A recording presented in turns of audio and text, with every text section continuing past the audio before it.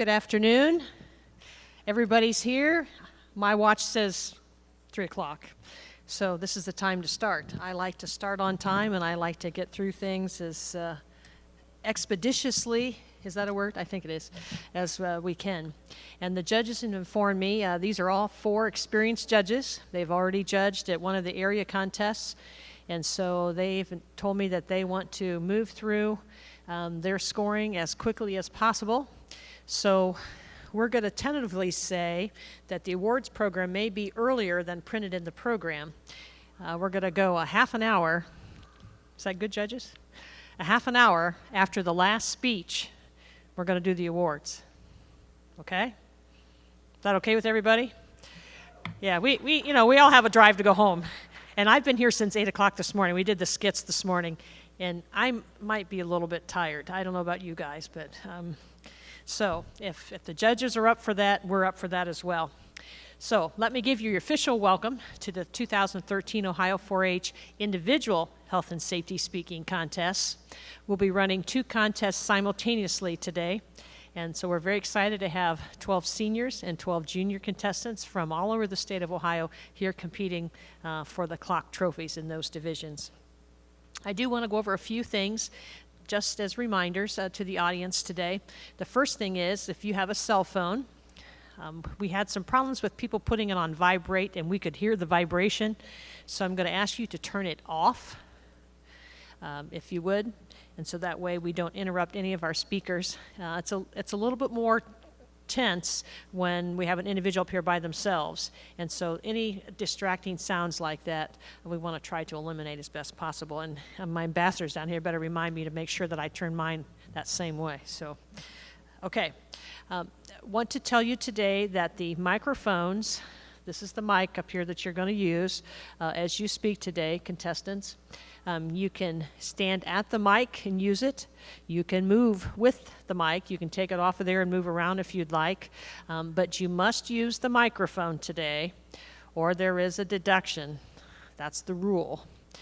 So just note that there's a minor deduction because we want all the apples in the basket today. So please be prepared for that. I think I told you that at the area contest. Be prepared to use the microphone. Okay, another rule, everybody must wear shoes. Generally, that's not a problem. Just want to remind you of that. I understand that all the written scripts are in, so we appreciate you bringing those. And just a reminder to you, don't worry about the judges sitting down here. They are not going to flip through those pages looking for word from you. The purpose of those, and the skit judges used them a lot today, to verify local examples, look at your statistics, look at your sources that you're citing, those kinds of things. That helps them, but they generally do that when they're doing their selections. Okay. Just remind the audience, too, about coaching and prompting today. Allow your kids, they've worked very hard, but allow them to give their presentations today. If you coach them from the back, and that's part of what my job is, coaching's this, can't hear you, time, any of those kinds of things, that is prompting and coaching. That is an automatic deduction for kids, so please just let your kids do their thing. And even mouthing a word, any of those kinds of things. This is a state contest. It is very competitive. I've seen most of these speeches already this year, and we've got some top-notch participants today. So please allow your kids to do their thing. And I'm sure they'll do the best job that they can, and that's important because that's what 4-Hers do. They always make their best better. Also want to remind you about the judges today. Obviously, they're seated at tables up here. I told you we're going to run these contests simultaneously, but we have a rule that you cannot confer with the judges until the awards are announced. Then we encourage you, if you have questions about your score sheets, to come and talk to the judges. That talking should be, explain to me how this is. It's not your opportunity to gripe and complain if your child happens not to be the one that walks out of here with a purple ribbon or a trophy. It's important that you learn, and that's what they're here for. They're experienced people. We probably couldn't have much better than what you see sitting down here in front of you today. These folks have been in this contest, either as 4-Hers or been parents, worked with kids, or teach public speaking, and so these are really outstanding young people. So please use the judges as a learning tool. This is not your chance to chew them. And if you chew on them too hard, you're probably going to see me with you, because I will interrupt that, because that is not appropriate. This is 4-H. We live and learn and we move forward. Okay. We want to thank our donor, the Ohio Rural Electric Cooperatives. Adam Speck is here. He's sitting up here front. And I hope each one of you will come up and shake Adam's hand before you leave. I didn't say that earlier today, but come up and shake his hand. He likes to shake hands, and he's a very friendly young man. And tell him how much you appreciate. We had good food and good fellowship and fun at the area contests and nice awards, and you're going to be receiving nice certificates today, and the ribbons back here behind me and the clock trophies down here are sponsorship that comes from the Ohio Rural Electric Cooperatives, and we thank them so much. They are a tremendous donor, and we just need to let him know how much we appreciate him. He'll take all those words back to the company, and they'll sponsor this forever, we hope. So that's good. Okay. You are all winners for being here today, and we just want you to do your best and have a good time. We'll bring you up later, introduce everyone before we do the awards presentations, and that's really fun. Okay, last but not least, we want to talk about how we're going to do the order. If you look in the program, the juniors and seniors are listed on the left-hand side on the inside of the program. You can see that the seniors all have odd numbers. The juniors all have even numbers. We will move this contest pretty quickly. As soon as the senior contestant is done and they walk off the stage, the ambassador is going to be up here introducing the junior. So if you're number 2, you know that immediately you're going to be introduced. The judges, like I said, they're going to be working simultaneously. The seniors will be scoring and doing their notes, and then the junior will come up, and then the other 2 judges will be doing theirs. And so it'll be back and forth and back and forth. And so it is in the order that is printed by the number that you have. Everybody understand that? Anybody have any questions? Are we good? Okay. So this is going to be a great day. We'll even get done. It's a beautiful day outside, so we want to get you back out there to enjoy the fair. Does anybody have any questions? Are we good? Anybody like feeling like you could cut the tension with a knife in here, like we're nervous or anything? That's just excitement. That's all the good practice that you've had and all the great things that you're learning. And remember, public speaking is a life skill that you'll never, ever forget, and you'll never, ever be ashamed of using, because you're good at it, all of you, for being here. Okay, so I'm going to introduce the judges and the ambassadors after a bit, so you're doing Mackenzie's doing the seniors. Okay, here we go. Good luck.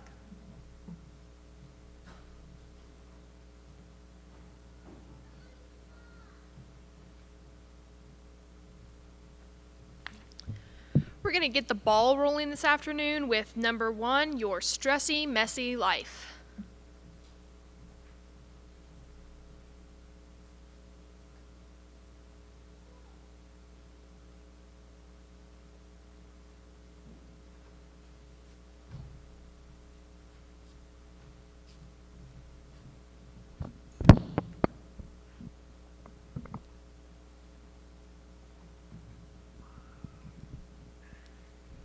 Good afternoon.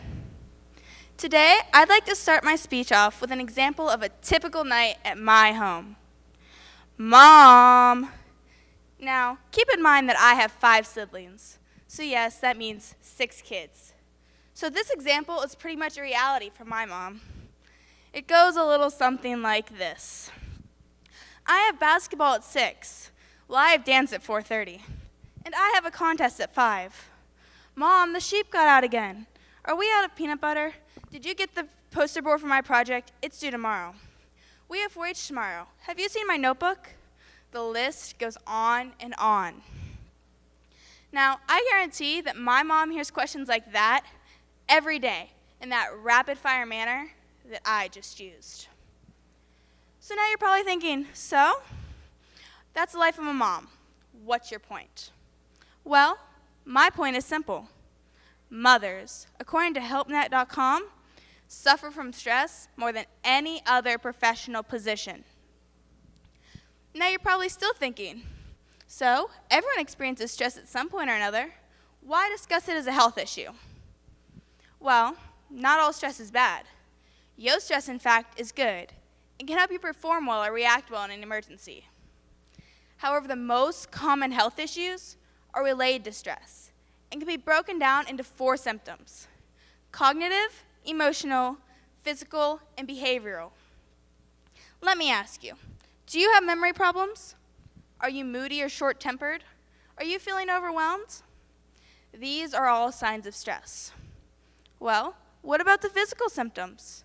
Do you have aches, pains, constipation, diarrhea, nausea, dizziness, or chest pains? Now, understand that these can point to other serious health issues. But stress is the #1 ailment in otherwise healthy teens and adults. What causes stress? Well, according to helpnet.org, financial problems, family, children, or just being too busy can cause external signs of stress. And by external, I mean things beyond our control.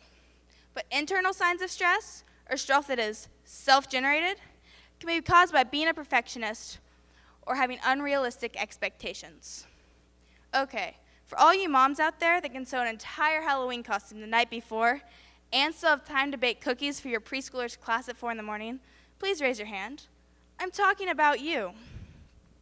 Stress can lead to other serious health symptoms such as heart disease, obesity, skin problems, and even raised blood pressure.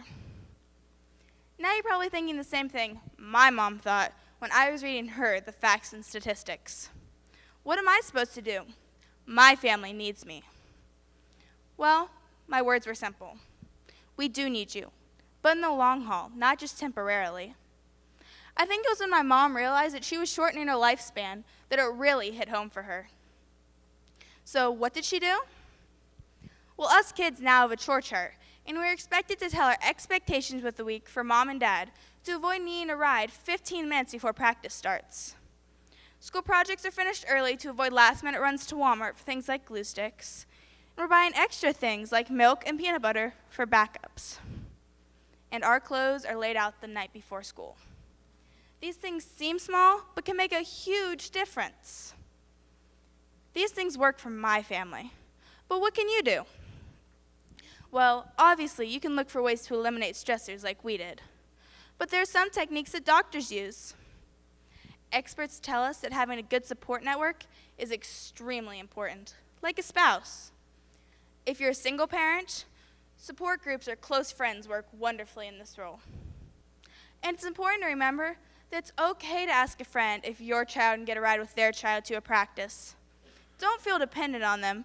Just know that you'll be giving their child a ride at some point, so you're helping each other.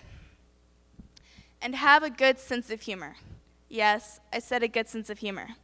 Stress-hardy people are able to laugh and know that life happens, even the bad parts. Another way to reduce stress is to be prepared. If there are some things that you know are going to happen that are going to cause you stress, like planned surgeries, you can be ready for them. Another thing is to learn to relax. Those dishes in the sink can wait. Your messy house, no one cares but you. Sit back, put on a movie, take up yoga, read, write, draw, whatever makes you happy, and just have some me time. It really is okay. And lastly, be realistic. Don't think you're going to be super mom. Know that things can and will pop up. To recap, not all stress is bad.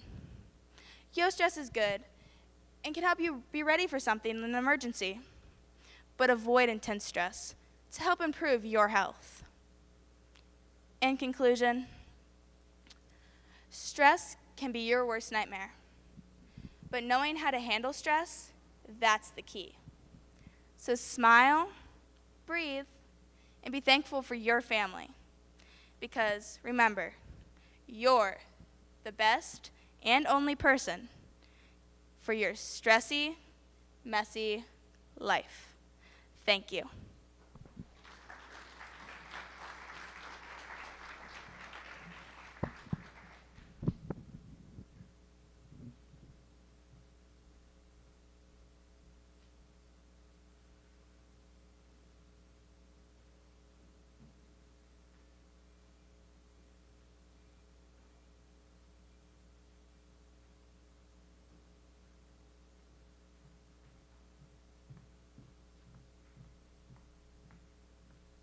Next, we have milk isn't always good for you.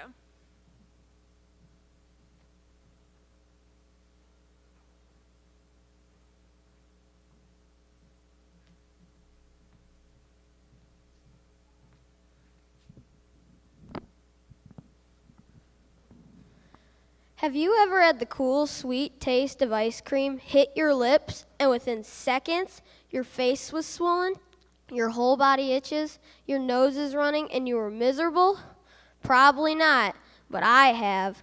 When I was just 10 months old, my mom touched a vanilla cone up to my lips, and what I just explained happened. They rushed me to the doctor's office and were told he has a milk allergy. Okay, my mom thought, I can deal with that. But what she didn't realize was all the little things that milk was in. We'll get to that later. Food allergies are an immune system reaction that occurs soon after eating an allergy-causing food.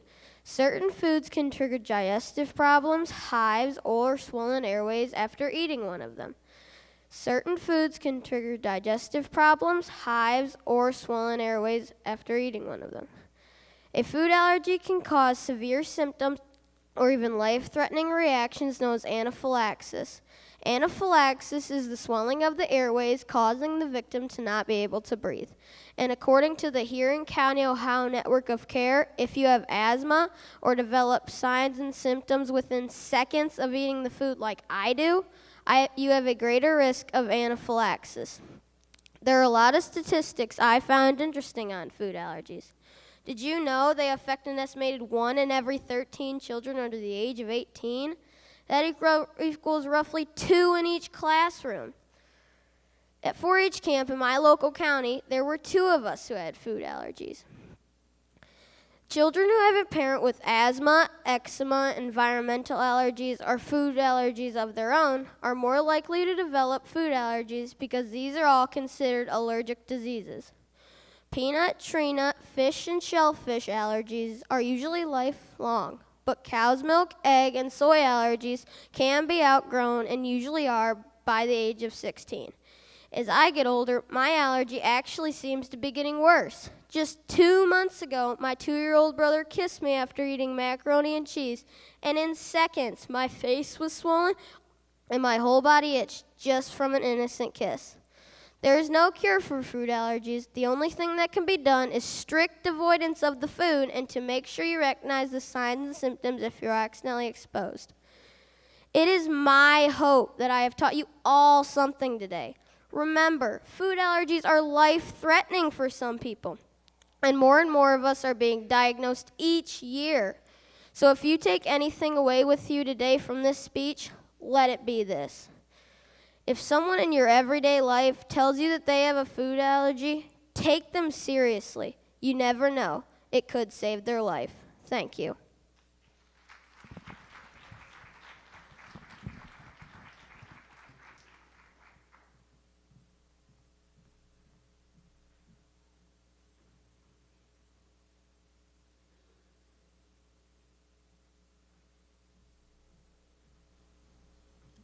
Next up, we have number 3, My Head to Clearer Thinking. Be informed about sports concussions.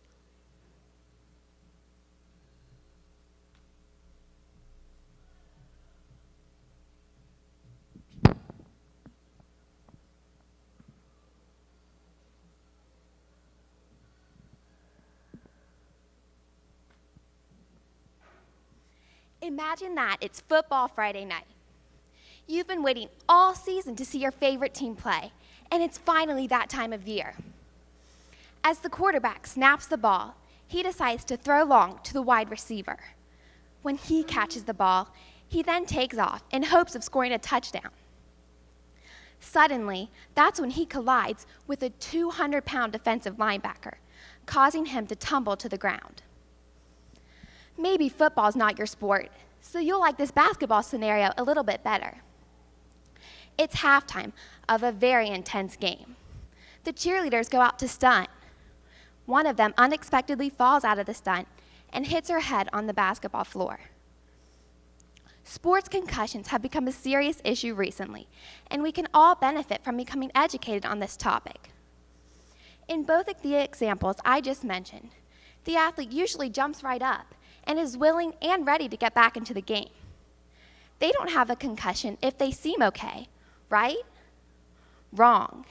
As a matter of fact, 90% of sports concussions do not cause the athlete to become unconscious after they occur, according to Nationwide Children's Hospital in Columbus. So what exactly is a concussion, and how can you tell if you have one? Well, experts in sports medicine define a concussion as an invisible injury to the brain caused by a jolt, hit, or bump in which the brain is shaken. You could experience symptoms immediately, or it could be up to 2 days before you have any symptoms. So you sustained that fall in the football game or during the cheerleading stunt. Did you get a concussion? You need to evaluate a range of questions that you can ask yourself. For example, are you dizzy or tired? Maybe you just can't think clearly or concentrate. Those are just a few of the things that you can ask yourself. No matter what the sport is, the athlete wants to keep their head in the game. But the consequences of a concussion could be deadly. If you think you have a concussion, you need to stop playing immediately and tell your coach or athletic trainer so that they can get you help. Like I just said, the consequences of a concussion could be deadly. A condition called second impact syndrome occurs after your brain has been hit for a second time. This causes serious brain damage. It could leave you confined in a wheelchair, or you could even die. All of that occurs because the first concussion was not allowed proper time to heal. Is that a risk that you're willing to take? Preventing a concussion in the first place is the best medicine. Just remember these things. Number 1, wear proper sports equipment. You don't want your uniform to be too big or too small, or that it's not doing its job. Make sure it fits properly. Second, follow the rules. The Ohio High School Athletic Association sets strict rules in hopes that you won't get a concussion. If you follow the rules and your opponent follows the rules, the chances of you getting a concussion decrease greatly. Third, listen to your coach. They've been playing the game for a long time, and they know what they're talking about. You want to listen to them for advice. They're looking out for your best interest. Finally, if you have a concussion, when can you get back into the game? Well, the best medicine is rest. You want to rest to ensure that your brain has time to heal. Listen to the advice of your doctor. Be sure to avoid physical activity. And yes, turn off your electronic devices. That includes the TV, the cell phone, all of those things that kids enjoy. That only increases the time it takes for your brain to recover. Like the 4-H pledge says, commit to clearer thinking. Become educated on sports concussions. It can help you get back into the game safely, and it may just save your life. Thank you.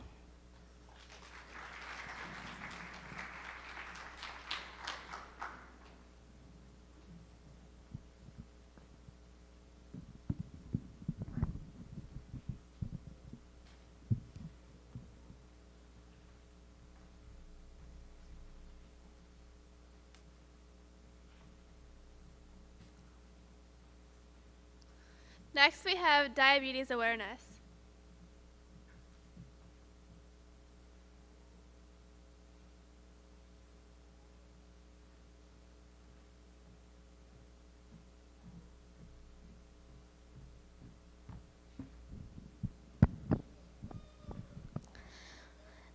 Diabetes is one of the fastest growing diseases in the United States. Over 26 million Americans are living with this disease. As of 2008 in Mahoning County, over 19,000 people had diabetes. In Ohio, as of 2010, over 1.1 million people had diabetes. So there's a good chance that each of us knows someone living with this disease. Maybe a parent, a grandparent, a cousin, a sibling, a friend, or a child. I'm not diabetic, but I was impacted by this disease 4 years ago when I met someone who has become important in my life. While attending a rabbit breeding show, I met a young woman who introduced me to the hobby of rabbit breeding. She was always very helpful with anything I ever needed. She offered to help me learn rabbit showmanship. I went over to her house to practice because she can't drive since she's legally blind. This is due to a complication of type 1 diabetes. This made me feel sorry for her. I couldn't imagine what her life must be like. I began to wonder if I could make a difference in the lives of diabetics. I've been reading every book I can get my hands on. A few of these books include Diabetes for Dummies by Alan Rubin, The Everything Diabetes book by Paul F. Martin, and Think Like a Pancreas by Gary Schindler. A few things I've learned from these books include the type 1 diabetes is when the pancreatic beta cells don't secrete any or enough insulin to keep blood glucose levels down. This mostly affects children and young adults.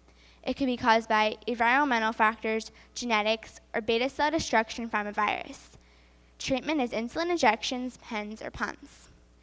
Type 2 diabetes is when the pancreatic beta cells secrete enough insulin but the body is resistant to it. This could be due to being overweight or obese, or age onset, or genetics can play a huge role factor too, because the genetics in type 2 are much stronger than in type 1. Treatment is oral medication. Sometimes insulin can also be used. Both of my grandfathers are type 2 diabetics. The symptoms of both type 1 and type 2 are extreme thirst, frequent urination, unexplained weight loss, blurred vision, and headaches. The biggest key to prevention of type 2 diabetes is staying active and having a healthy diet. Not eating sugar doesn't necessarily prevent diabetes. This is a myth. Diabetes is not caused by eating sugar. It's also important to take care of diabetes if you have it to prevent long-term complications. I feel diabetes education is very important in fighting this disease. I began asking other students in my school if they knew what this was. I was very surprised by how little they knew. I wanted to help them learn. So I wrote a letter to my superintendent asking him for permission to hang up educational posters around my school. I also asked if my whole school district could wear blue on November 14th, World Diabetes Day. There's a huge turnout on World Diabetes Day. I want to become a medical researcher so I can help cure diabetes. I want to do this because I know it can be a tough disease to live with, and I don't believe it is fair for a small child or for anyone to have to go through what a diabetic has to go through. Yes, I'm only a kid, but I know I can make a difference in the fight against diabetes, and so can you. Thank you.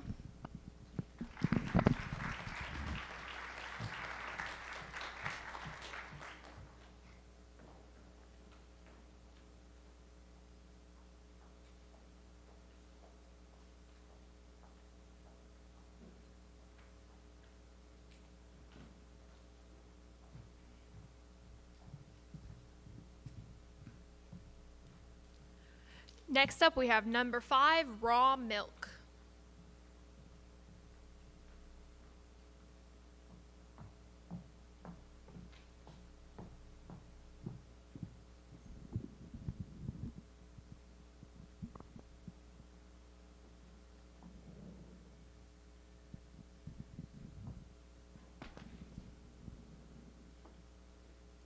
Raw milk, pasteurized milk. What's the difference? What are the benefits of raw milk? During this speech, I intend to answer these questions that are plaguing your mind. You probably didn't know that raw milk from grass-fed cows was used as medicine in the early part of the last century. William Osler, author of Principles and Practices of Medicine, says, when sick people are limited to a diet containing an excess of vitamins and all the elements necessary to growth and maintenance, which are available in milk, they recover rapidly and without the use of drugs. From www.realmilk.com, Dr. J.R. Crew of the Mayo Foundation operated a sanitarium where he treated patients on a diet of milk. Striking results were seen in heart, kidney, and high blood pressure diseases. Dropsy was never treated on a diet of milk before, but with all medication withdrawn, one patient lost 26 pounds in 6 days, and edema disappeared. The patient was greatly relieved. Dr. Crew writes that he once heard a distinguished medical man talking about psoriasis. He said, "This was the worst case of psoriasis I have ever seen. This boy was covered from head to foot with scales. We put this boy on a diet of milk, and within 1 month, he had skin like a baby." It cannot be argued that the most important time in a human's life is when the diet is strictly milk, infancy. Our bodies use 8 essential amino acids. Raw milk has all 8. 80% of these are heat stable and easy to digest, while 20% are also easy to digest but very heat sensitive. Pasteurization, therefore, kills 20% of the essential amino acids our bodies need to digest milk. Milk contains proteins such as lactoferrin, the immunoglobulins, and lysosine.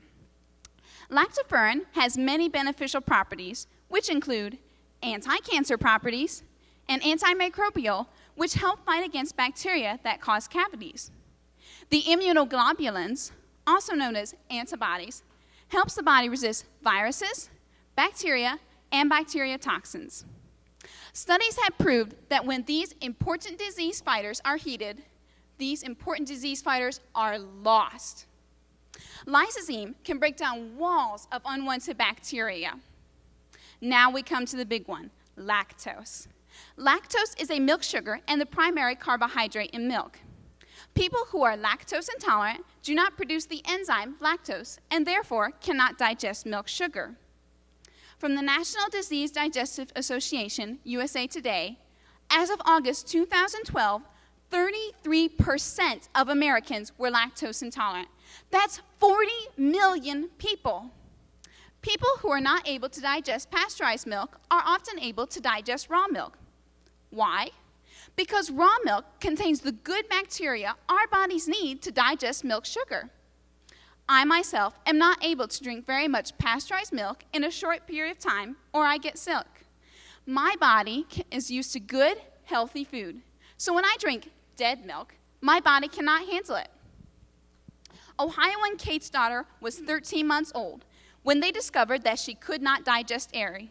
She loved cheese, but whenever she ate it, she would have horrible diaper rash, bad diarrhea, and eczema over her whole body.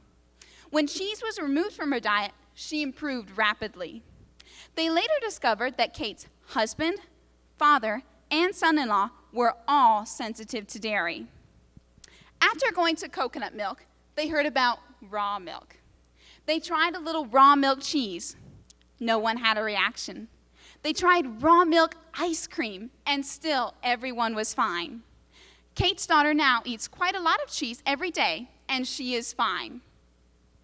So, raw milk, pasteurized milk, which is better? Based on the information I have just presented, I would think anyone would say raw milk without a doubt. Thank you.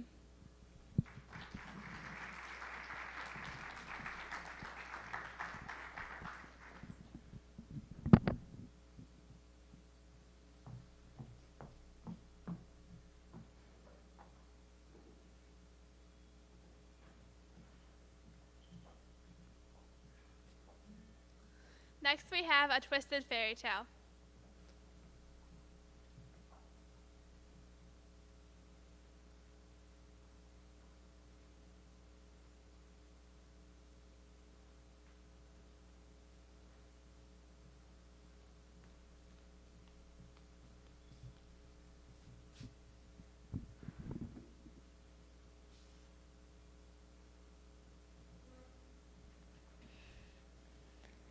Once upon a time, there were 3 little pigs. One day, the 3 little pigs were playing in the meadow near their house. When they heard a loud sound, it was a tornado siren. The pigs all learned in school that when a tornado siren goes off, you need to take shelter immediately. But the first little pig said, "I'm not going inside. I want to play in the meadow." The second little pig said, "I will go inside, but I'm not going to the basement." The third little pig said, "I'm going right to the basement where I will be safe." So the first little pig stayed in the meadow. When he saw the tornado, he tried to run away, but the tornado huffed and puffed and blew him all the way to the next county. The second little pig watched from the window as the tornado came towards the house. The tornado huffed and puffed and blew the house right down on top of that little pig. He was flat like bacon. The third little pig was safe and sound in the basement. He followed the first rule of tornado safety and took shelter in the basement. Tornadoes are not a fairy tale. Last month, June 13th and 14th, 2013, 9 tornadoes were confirmed in Ohio, including the one that touched down right in Delaware County. It destroyed 2 barns and a shed, and the winds were as high as 85 miles per hour. How can you protect yourself and your family if a tornado is coming your way? Here are 5 simple safety steps. 1. Know where to go in case of a tornado. In a house, go to a basement underneath the stairs or a bathroom or hallway without windows. If you're outside, go to a nearby house or lay down in a low area covering your head with your hands. 2nd, sign up with the county alert system. In Delaware County, you can Google the words Delaware County Code Red to sign up for a warning phone call. 3rd, prepare a disaster kit. A list can be found at www.ready.gov. The list includes water, canned foods, and a flashlight. 4th, practice tornado drills in your home. Just like at school, practicing your tornado procedures can help you in case of emergency in your home. And 5th, listen and look. Listen for tornado sirens in your community. Look for approaching storms and the sky will turn dark and greenish. The pigs learned an important lesson about tornado safety. How can you keep their twisted fairy tale from becoming your tornado nightmare?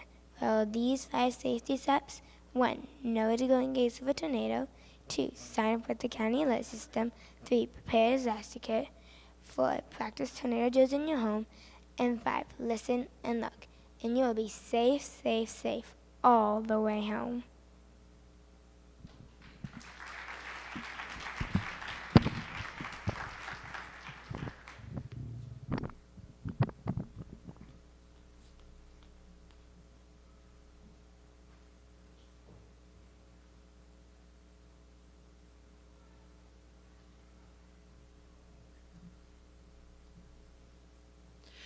Next up, we have number 7, surfing the net safely. Be safe on the internet.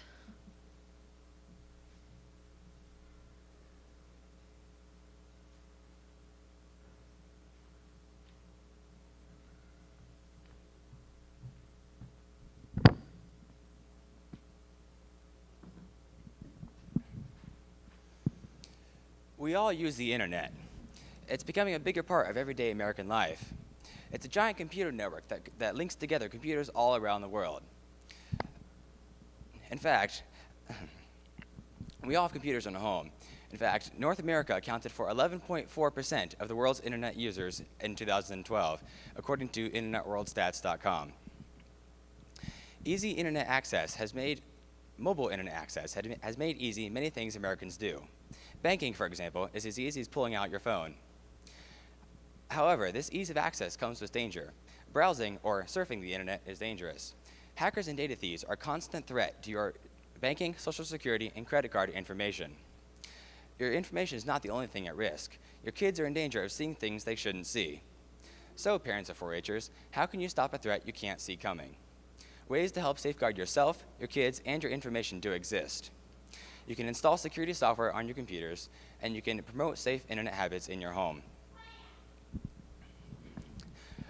Hackers and data thieves use malicious software, or malware, to try to harm your computer or steal information.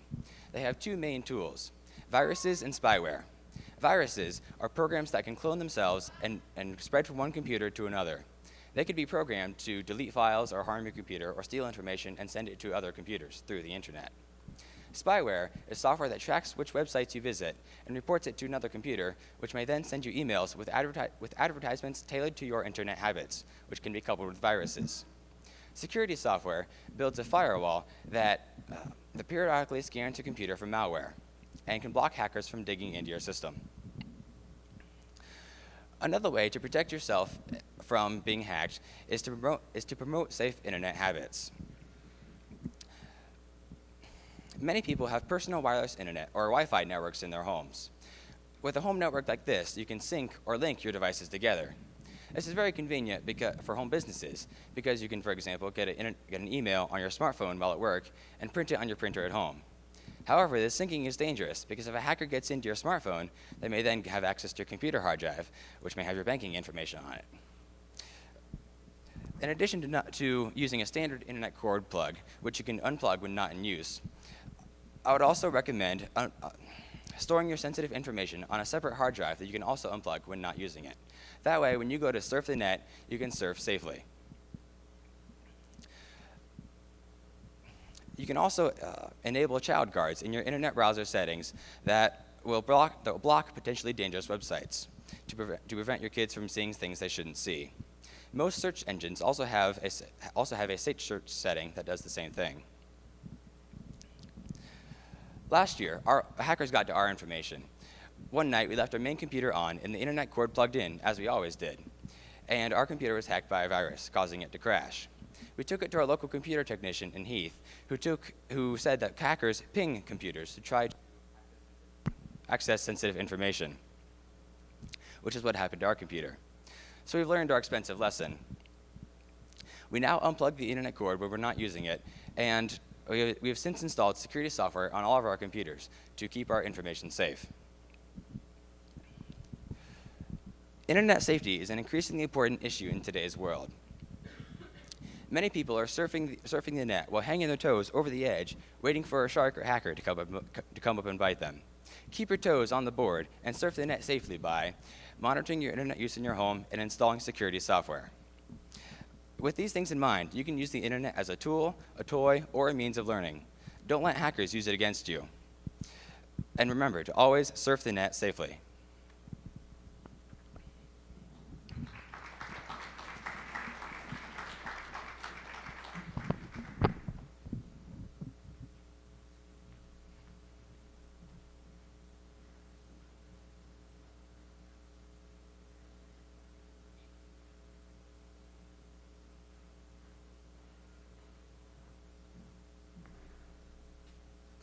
Next, we have number 8, fire safety at home.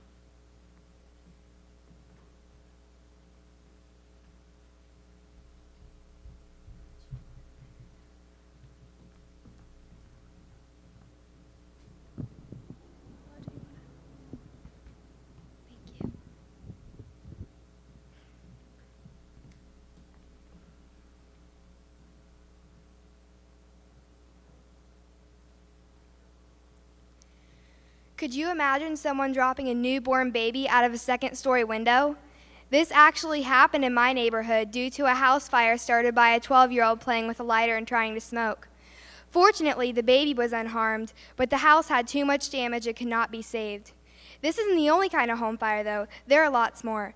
One kind of home fire is cooking fires. A lot of people didn't know that 2 of every 5 home fires start in the kitchen. There are lots of reasons that kitchen fires could be started. One of them could be leaving children unattended while they are cooking, which is very unsafe. Another reason is that 2/3 of home cooking fires started with ignition of food or other cooking materials, such as ovens, which accounts for 16% of home cooking fire incidents.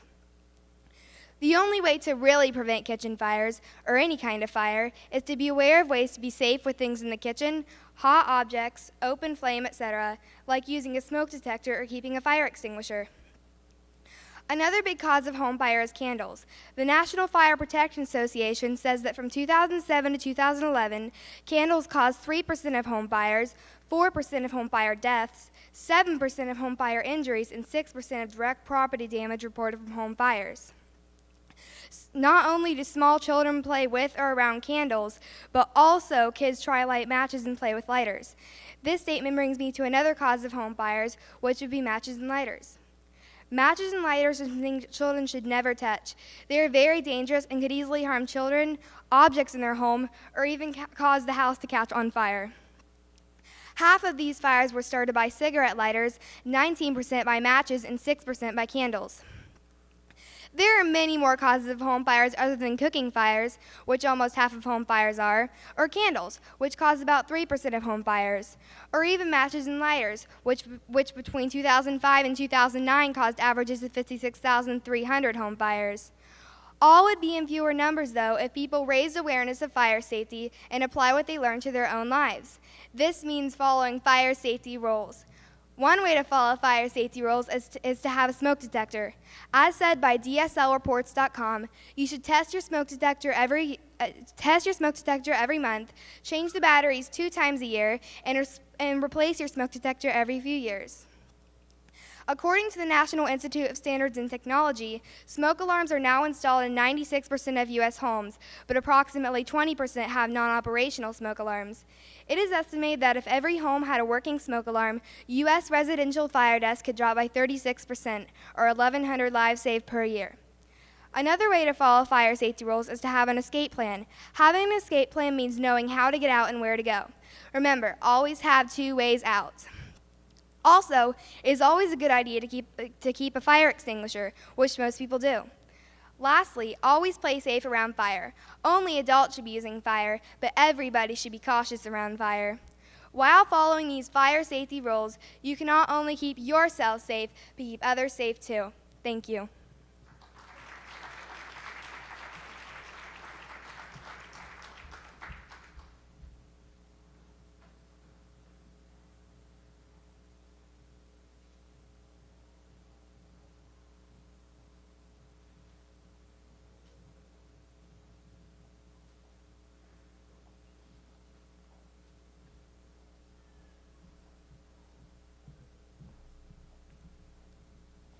Next up, we have number 9, protect, prevent, and play.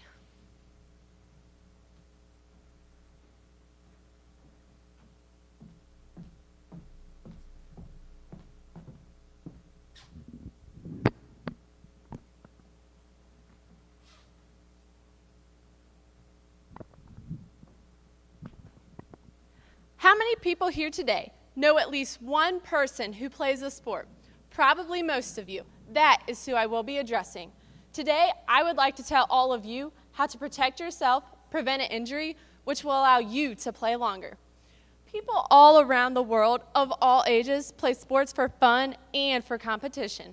Throughout my school career, I have played soccer, basketball, softball, and track. Depending on the sport that I was playing, depended on what precautionary measures that I took to preventing a sport injury. There are 5 tips to preventing a sport injury. The first tip is to wearing protective gear. Protective gear will depend on what sport that you are playing. Helmets are one of the most common forms of protective gear. They are worn in baseball, softball, football, hockey, biking, skateboarding, motocross, and inline skating. When selecting your helmet, you should make sure that it fits properly. It should fit comfortably, but snugly. For example, my softball helmet from the 3rd grade would not be a good choice for me today. My head has gotten larger, therefore it would not fit me, and it would not protect me. And depending on the sport, you may also need other forms of protective gear, such as eye protection, a mouth guard, or elbow, wrist, and knee pads. Just think. The average cost of a mouth guard, $3. The average cost of getting a tooth repaired, $5,000 to $15,000. Depending on the severity and the necessary follow-up treatment. According to the Worldwide Committee, an athlete who wears a mouth guard during competition is 60 times less likely to sustain damage to their teeth than an athlete who does not wear one. And according to the Safe Kids Committee, 62% of injuries occur during practice, which means wearing protective gear is just as important as in a game. The second tip to preventing a sport injury is to having a warm-up. It is never a good idea to go running out onto the quarter field without a warm-up. A warm-up should last between 15 and 30 minutes and should include slow, gradual stretching to lengthen your muscles, increase blood flow, along with muscle temperature. According to the Journal of Sports Medicine, 68% of athletes who have a warm-up that includes static or dynamic stretching will reduce the risk of an injury. And another key part of having a warm-up is to ensure that you are staying hydrated. You need to make sure that you drink plenty of fluids before, during, and after your competition. The third tip to preventing a sport injury is to make sure that you never play on an injury. No matter how much you love the sport, it is never a good idea to play on an injury or has not had the chance to fully heal. If you do so, you are being put at risk to be sitting out even longer. According to the Journal of Sports Medicine, there are about 3.5 million sports injuries that occur each year. So make sure that you see your doctor or specialist and follow his or her advice and necessary follow-up treatment. The fourth tip to preventing a sport injury is to watching out for others. Watching out for others can prevent a number of collisions. For example, a diver, before they dive into a pool, must look around to ensure that nobody else is in the water or nobody else is about to dive in. And a batter in baseball or softball cannot just simply throw their bat and run to first base after hitting the ball. And you should always listen to your coaches. They know the rules of the game and may be able to see things that you may not be able to see. The fifth and final tip to preventing a sport injury is to make sure that you know the rules of the game. If you know the rules of the game, you know what is legal and what is illegal. You then know what to expect from each other. If you have plays, you should make sure you understand every aspect. In doing so, you know what you're expected to do, you know where to go, and you know how to get there out of harm's way. For example, one day at basketball practice, my coach was going over a play called Willie. The post set a screen up for the guard then cut across the back lane to try to receive a lob pass for the shot. However, one day at practice, I was the post and I rolled too quickly. I caused a collision and caused my teammate to fall and causing her to hurt her ankle. She was our star player and our key shooter. So make sure that you understand every aspect of your plays. In conclusion, there are 5 tips to preventing a sport injury. 1, wear protective gear. 2, always have a warm-up. 3, never play on an injury. 4, watch out for others. And 5, know the rules of the game. In doing so, you will be allowed to protect yourself, prevent an injury, which will allow you to play longer and have fewer visits to your family doctor. Thank you.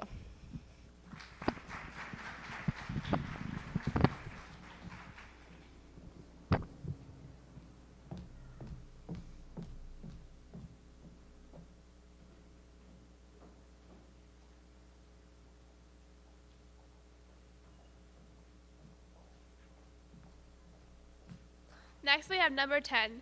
Breathe, Annika, breathe.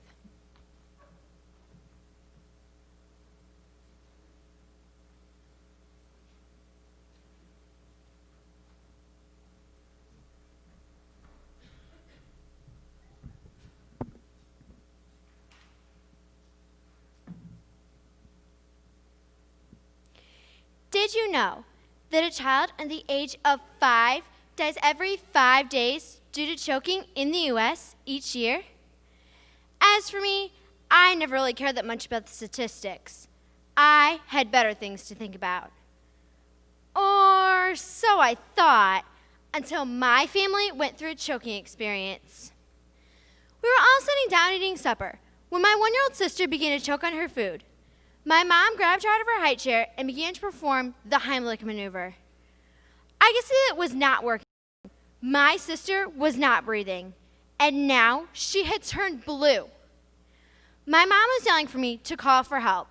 I was so scared I could barely keep myself together. Where is that phone? I thought to myself. We need help, and fast. I found the phone and began to dial the number. It seemed like my fingers couldn't push the buttons fast enough. Finally, a voice came on the other end saying that help was on the way. As I looked back at my blue-skinned sister laying in my mom's arms, I started yelling, "Breathe, Annika, breathe!" Just then, the piece of food came out of her mouth and she was able to breathe again. I was so relieved. But I knew right then how quickly you can feel so helpless in a choking situation. After that night of feeling so helpless, I wanted people to know these 5 signs of a child choking. 1, inability to cry or make noise. 2, difficulty breathing or coughing. 3, weak or limp body. 4, bluish skin color. And 5, loss of consciousness. Watch for these signs, because in under 4 minutes, brain damage can occur, and soon after, death. According to Department of Health, choking is the 4th leading cause of unintentional death in children under the age of 5. In the U.S., over 10,000 children are taken to a hospital's emergency room for choking-related injuries each year. As for Huron County, we have much better records. From 2002 through 2012, there were no deaths reported due to children choking. While you can't predict when a child will choke, you can know these signs to help the child quickly. First, the child's inability to cry or make noise. Second, they will have a difficulty breathing or coughing. Third, The body will be weak and limp. Fourth, the skin will be a bluish color. And fifth, the child will have loss of consciousness.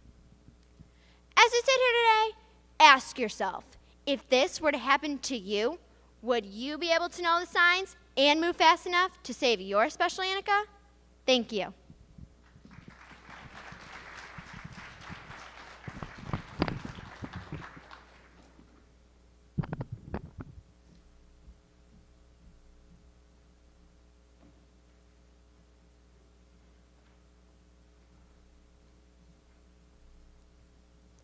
Next, we'll have number 11, travel and triangles.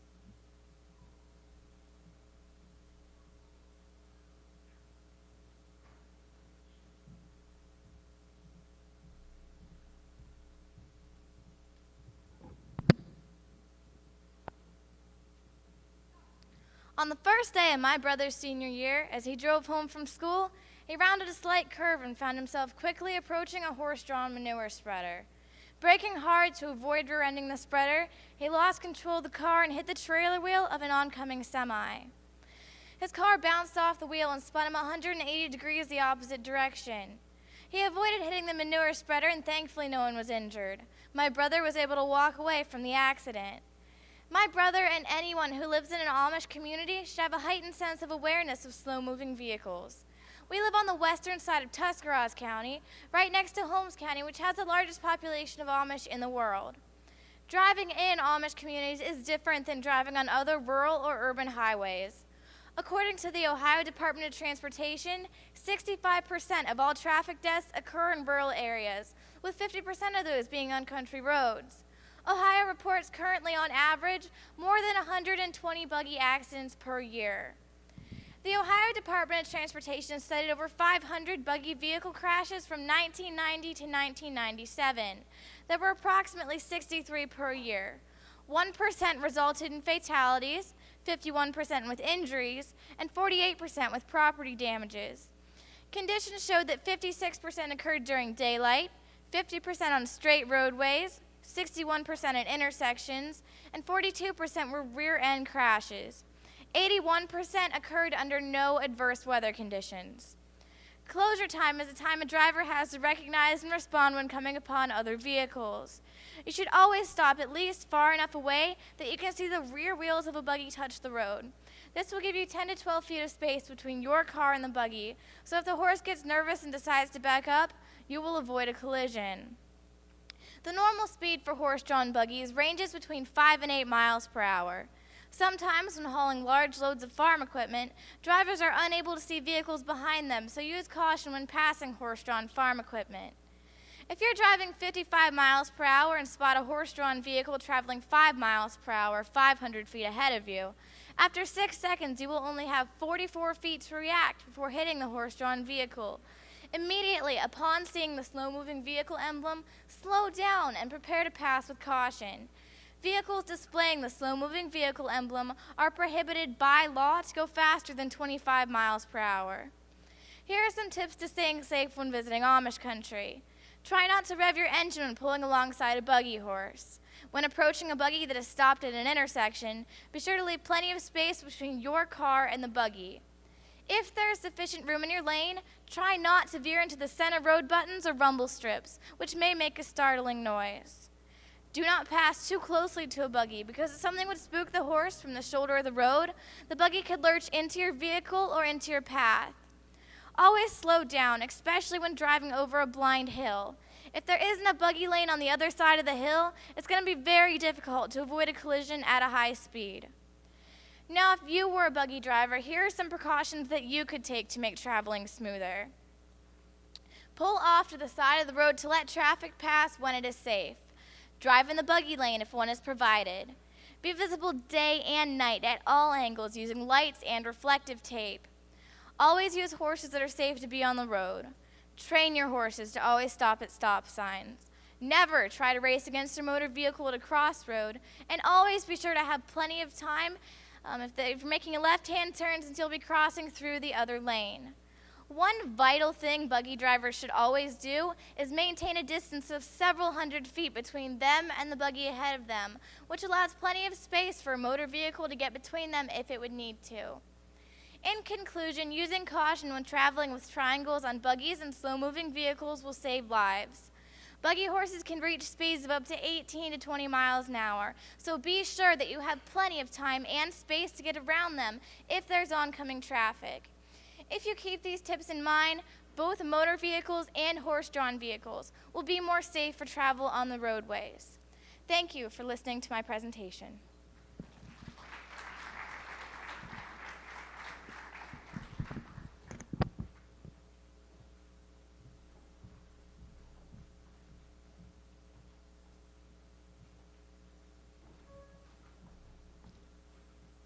Next we have number 12, put the safe in tornado safety.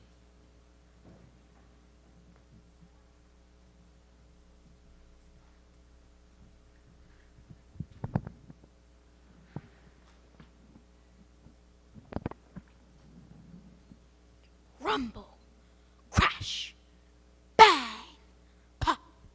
Imagine, this is what you hear in the middle of the night. Is there a severe thunderstorm warning, or is there a tornado watch?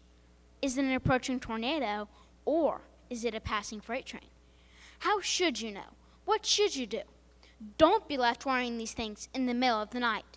You need to learn tornado safety. Learning tornado safety isn't that hard. You just have to learn to put the safe in tornado safety. S. Statistics. Know the tornado statistics for your area. This can help you to predict whether what you're hearing is actually a tornado or not. In Fayette County, we've had 14 tornadoes since 1961, killing only 1 person and injuring 28 people. To view these statistics and to find statistics for your area, please visit www.tornadohistoryproject.com. A. Awareness. How can you understand the weather if you don't know what the different storm watches and warnings mean? Well, here is a brief overview.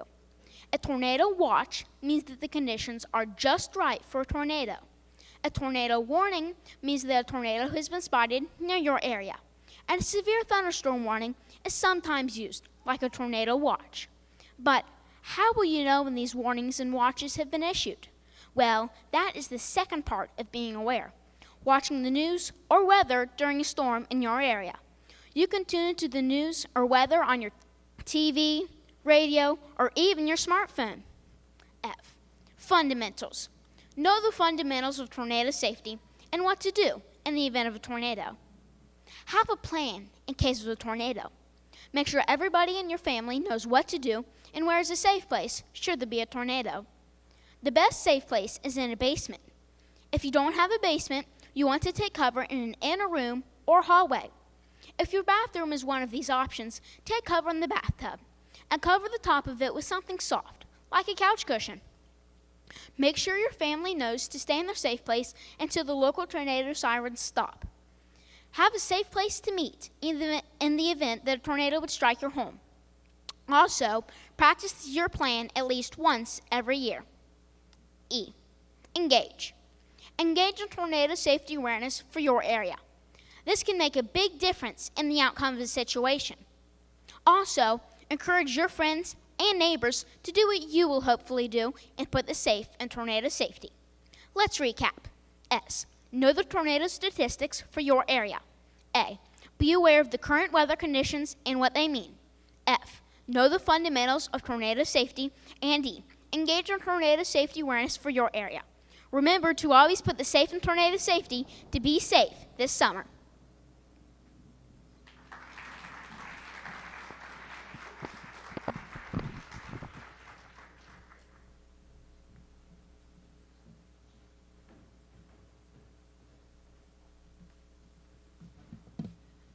Well, I'm impressed. Are you? First 12 have done very well. Guess what it's time for? A stretch break. So how about we all stand up and wiggle around or something and maybe warm up? It's kind of cool in here. But we're going to take a stretch break for a couple minutes. Okay, we're going to get started again with number 13, the 4 T's of tornado safety.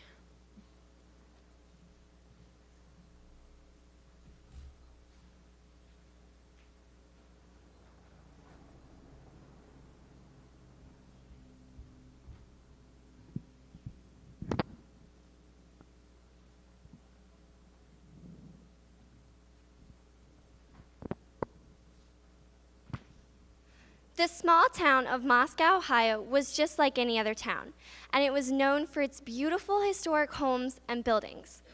But that all changed in 2012. On March 2nd, a tornado touched down in Moscow.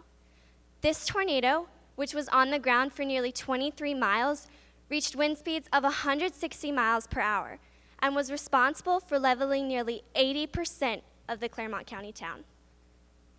It destroyed 12 homes and damaged each of the 112 buildings in Moscow. This storm was responsible for claiming 3 lives in Claremont County and caused 3 injuries in Adams County. The same storm cell which hit Moscow produced approximately 80 tornadoes and touched down in a total of 11 states, ranging from Illinois to Florida in only 2 days. This was the worst recorded storm in tri-state history. Tornadoes are produced from strong thunderstorms and most commonly occur in late spring and early summer, but they can happen at any time. The United States is the country with the highest occurrence of tornadoes, with an average of 1,000 each year. According to the National Climatic Data Center, around 20 of the 1,000 tornadoes predicted to occur will be considered violent. Tornadoes have been recorded in all 50 states, but there is an area of the country which is well known for its high tornado activity, commonly referred to as Tornado Alley. While there is no real definition of this area, it is considered to be ranging from Texas to Iowa and across from Kansas to western Ohio. Each year in the United States, tornadoes cause an average of 60 deaths and 1,500 injuries. So how should you protect yourself and your family from the dangers of tornadoes? By remembering the 4 T's of tornado safety, you can be sure that you are prepared for severe weather. 1. Think ahead. Establish a safe place either in your home or community where you and your family can quickly go during severe weather. The safest places are basements or storm cellars, but if those are not nearby, choose an interior room on the lowest level of your home, which is free from exterior doors and windows. The American Red Cross recommends emergency kits be kept in safe places, which include items like food, water, and necessary medications. 2. Tune in. If you know that severe weather is a possibility in your area, remain tuned in to your local news channel or radio station. There are many ways to receive updates about weather, including downloading apps onto your phone, like one from the American Red Cross, which alerts you when severe weather is in your area. 3. Take it seriously. When severe weather is being predicted, take it seriously. Listen for watches and warnings to be issued. A tornado watch means that tornado activity is possible in your area. A tornado warning means that a tornado has been seen or detected on radar systems. Don't wait for a tornado warning to be issued to be prepared. Tornadoes are fast and unpredictable. If a tornado watch has been issued for your county, be prepared. Don't be outside. If you are in the car, quickly make your way to shelter. And if you are in your home, be prepared to get to your safe place if necessary. Remain alert. When tornado warnings are issued or you hear sirens, get to your designated safe place immediately. 4. Tread carefully. Even once tornadoes are over, there can still be many dangers. Before leaving your safe place, be sure there are no more storms occurring in your area. After leaving your safe place, keep in mind the possibility of damaged gas and power lines. The Federal Emergency Management Association conducted a study in which 50% of tornado-related injuries happened during rescue and cleanup efforts. So when inspecting damaged property, wear sturdy shoes, long sleeves, and thick gloves.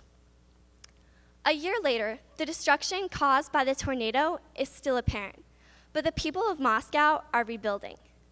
Even though there was a great deal of destruction, the outcome could have been much worse. This storm was predicted to be severe hours before it occurred, giving residents time to take shelter. but most tornadoes occur with very little warning. By remembering to always think ahead, tune in, take it seriously, and tread carefully, you can be sure that you are prepared for severe weather. Thank you.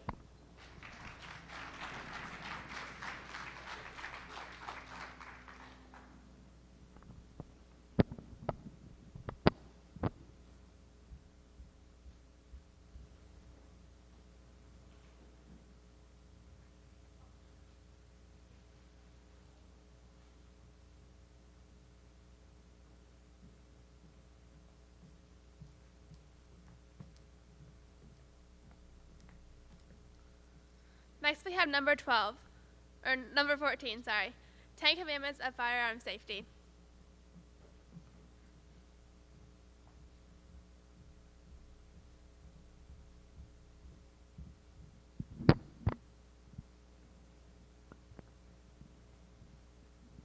First quarter 2013, Ohio Attorney General Mike DeWine issued 143 concealed carry weapons in Henry County. He renewed 20, suspended 1, revoked 0, and denied 1. More and more people each day have guns in their homes. So I think anyone who owns a gun or uses a gun should know the 10 Commandments of Firearm Safety. Number 1. Treat every gun as if it was loaded. Every time a gun is handled, check to make sure that the gun is empty of shells or cartridges. Always assume that the gun has the ability to load itself. Number 2, always point the muzzle in a safe direction. No one should ever see the muzzle end of your gun. An experienced hunter is always aware of the safe direction to point a gun's muzzle and would not hunt with anyone who does not do likewise. Number 3, be sure of your target and beyond. A safe hunter would never take aim at a sound, movement, or flash of color. A safe shot is taken at a positively identified target against a clear, safe background. Number 4, never point your gun at anything you do not want to shoot. Avoid all horseplay with a firearm. Number 5, unload guns when not in use. Have the actions open to ensure that the gun is not loaded. Gun should be carried in cases to the shooting area. Number 6, store gun and ammunition separately. Store in a place where the gun is out of reach of children or careless adults. Number 7, be sure your barrel and action are clear of obstructions. Only carry ammunition for the gun you are carrying and the game you are hunting. Number 8, never climb a fence or tree, cross a log or stream, or jump a ditch with a loaded gun. Number 9, never shoot a bullet at a flat, hard surface or water. When target practicing, check to make sure that your backstop is adequate. Number 10, never use alcoholic beverages or drugs when handling a firearm. Alcohol or drugs should never be used before or during a hunt or when cleaning your gun. Always be fully alert and in control. This information came from the Ohio Hunter Education Manual, published October 28, 2011. A quote by Bob Munden. Gun accidents, like any other kind of accident, can be prevented by educating kids early. May 1997, by the National Institute of Justice. Slightly more than half of all privately owned firearms are stored unlocked. 16% are stored unlocked and loaded. Hunter safety is not about the warning labels or list of do's and don'ts. It's an attitude of safety. So be like me and know the 10 Commandments of firearm safety. Thank you.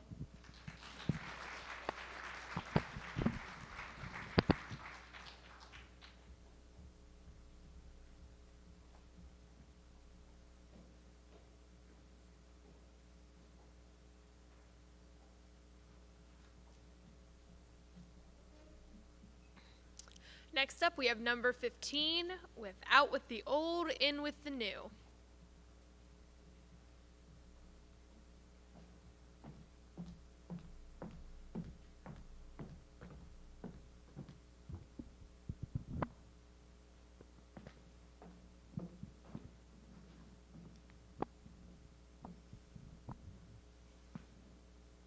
April 20th, 1999. April 16th, 2007. December 14th, 2012. Do these dates mean anything to you? Maybe if I said Columbine, Virginia Tech, or Sandy Hook, those dates might mean more. I could stand here for hours reporting the dates and locations of school shootings, dating all the way back to July 26, 1764.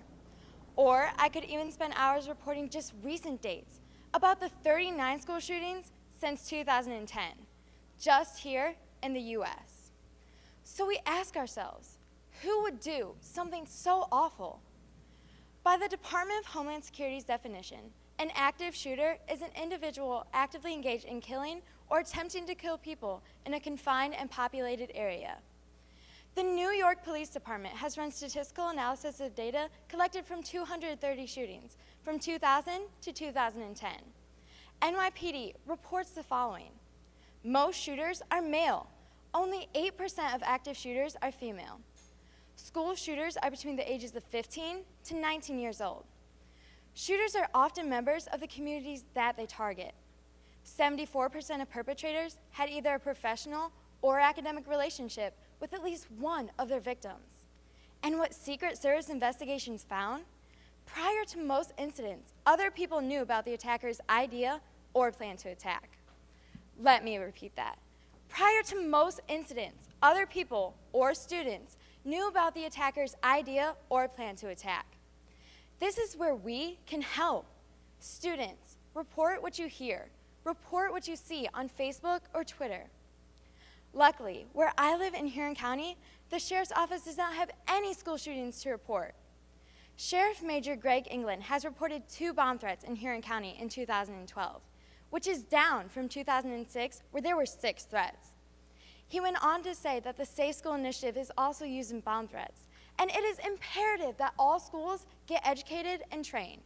So we need to help educate too. Run, hide, fight is how to stay alive. It is the new Safe School Initiative Act developed by the U.S. Department of Education, the Drugs Free School Program, and the U.S. Secret Service. If an active shooting situation occurs at school, at work, or in any populated area, there are 3 basic steps that will help to keep you safer. 1, run. Leave your belongings behind and run. Run in a zigzag. The shooter may be able to hit a still target. They may even be able to hit a moving target, but they are less likely to hit a sporadic runner. 2, hide. When you cannot escape by running, hide. Hide behind something solid to block bullets. Get out of the shooter's view and don't restrict yourself from movement. And 3, fight. As a last resort, only when your life is in imminent danger, attempt to stop the shooter. Act with physical aggression, improvise tools, or throw items at the shooter. If you're in a classroom, throw a stapler, throw a tape dispenser, or throw a chair. When the shooter is at close range and you cannot escape by fleeing, your chance of survival is much greater if you try to incapacitate them. The old school mindset during a lockdown was to hide and wait for help. The saddest part of this research led me to the following information. During Columbine, 20 or so students were in the library with their teacher. Their teacher screamed instructions for them to get down and to hide. Those students who followed her direction hid under desks. The shooter entered the library and, well, sadly, had easy targets. Those students did not survive. The other half of those students who disobeyed their teacher saw an exit and ran to it. Those students were the ones that got out alive. Virginia Tech was much the same way. Of the 37 casualties that happened in Norris Hall during the massacre, 32 of those casualties occurred in classrooms where students and staff used the old traditional lockdown, hide and hope. Only 5 deaths occurred in classrooms where students and staff barricaded or evacuated. This is proof that the new approach to school violence, run, hide, fight, works. There's not a single universal plan that will be effective in dealing with every situation. But if we all take part, we can make a difference. So if you see something, say something. And if you take one thing away today, let it be this. Schools are changing their thoughts and tactics to keep children alive during an active school shooting, and we need to help educate them. Despite prompt law enforcement responses, Most shooting incidents were stopped by the knowledge and quick actions of those in the situation. School is out, and we should all have a great summer. But in the fall, please remember to speak with school administrators and ask them, can we throw out the old and bring in the new? Thank you.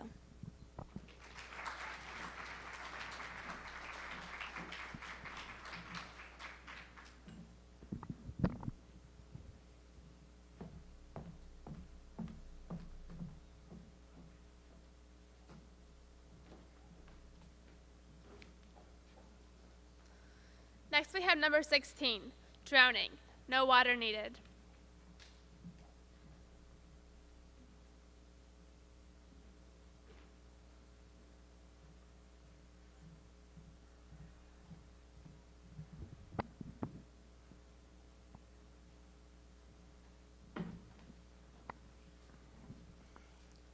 Hello. Today I'm going to speak to you about the danger of drowning. I understand that many believe this is an overdone issue. As a matter of fact, when I was researching safety issues, drowning was the last thing I thought I'd be speaking about today. But it wasn't until I read the latest numbers for drowning that I was compelled to speak to you about today. Why? Well, in 2005, of the 3,600 people who died because of drowning, 500 of them weren't in water when they drowned. Yes, you heard me correctly. Weren't in water. The phenomenon of these people's deaths is referred to as dry drowning. Unbelievable, but true. What is dry drowning, you may ask? Dry drowning is experienced when a small amount of water enters the lungs and is left untreated. Small children in the bathtub can fall victim to this. Well, that's a scary thought. Just hours, up to 24 as a matter of fact, after your child goes swimming or takes a bath, they can fall victim to drowning. Scary, but true. Well, now you're going to ask me, well, how do we prevent it?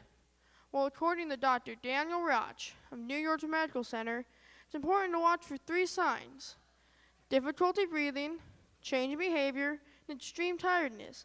These are all signs of lack of oxygen to the brain. Now understand, some of these signs can easily be overlooked at times. If your child had a long day at the beach swimming, they just took a bath, you're going to miss that. And also, it is most important, according to the CDC, to watch for difficulty breathing to prevent this tragedy from occurring. And as far as change in behavior goes, young children's moods change constantly. But if you do notice your child becoming abnormally cranky, you need to monitor them more closely. And now you're going to ask me, well, if I think my child's experiencing this, what do? Take your child to the ER. You can save a life if you're able to detect these signs and get medical treatment. The treatment for dry drowning is to insert a small tube in the lungs for oxygen and allow the lungs to heal themselves. Recently, a 10-year-old boy died in South Carolina due to dry drowning. His mother took him to his local pool. He soiled himself, so his mother took him home. After complaining he was tired, his mother bathed him and let him go to sleep. Unfortunately, he never woke up. And according to NBC News, this was his first time going swimming. Unfortunately, it was also his last. And in Tuscarawas County, there have been 5 suspected cases of dry drowning, one being my neighbor. So for your child's safety, after swimming and after baths, please remember to watch for these 3 signs: difficulty breathing, change of behavior, extreme tiredness. And remember, drowning doesn't just pose an immediate danger while your child swims. It also poses a prolonged threat that can lurk into the night. Thank you.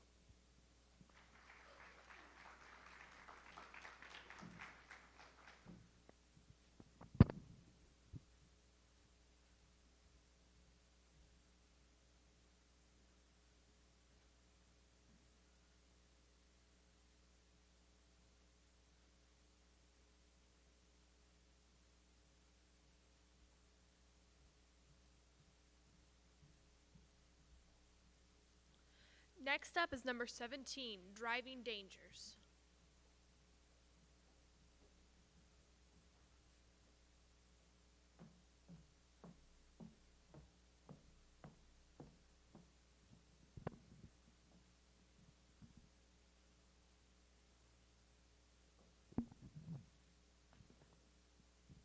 Did you know every 11 seconds there is an accident somewhere on the American roadways?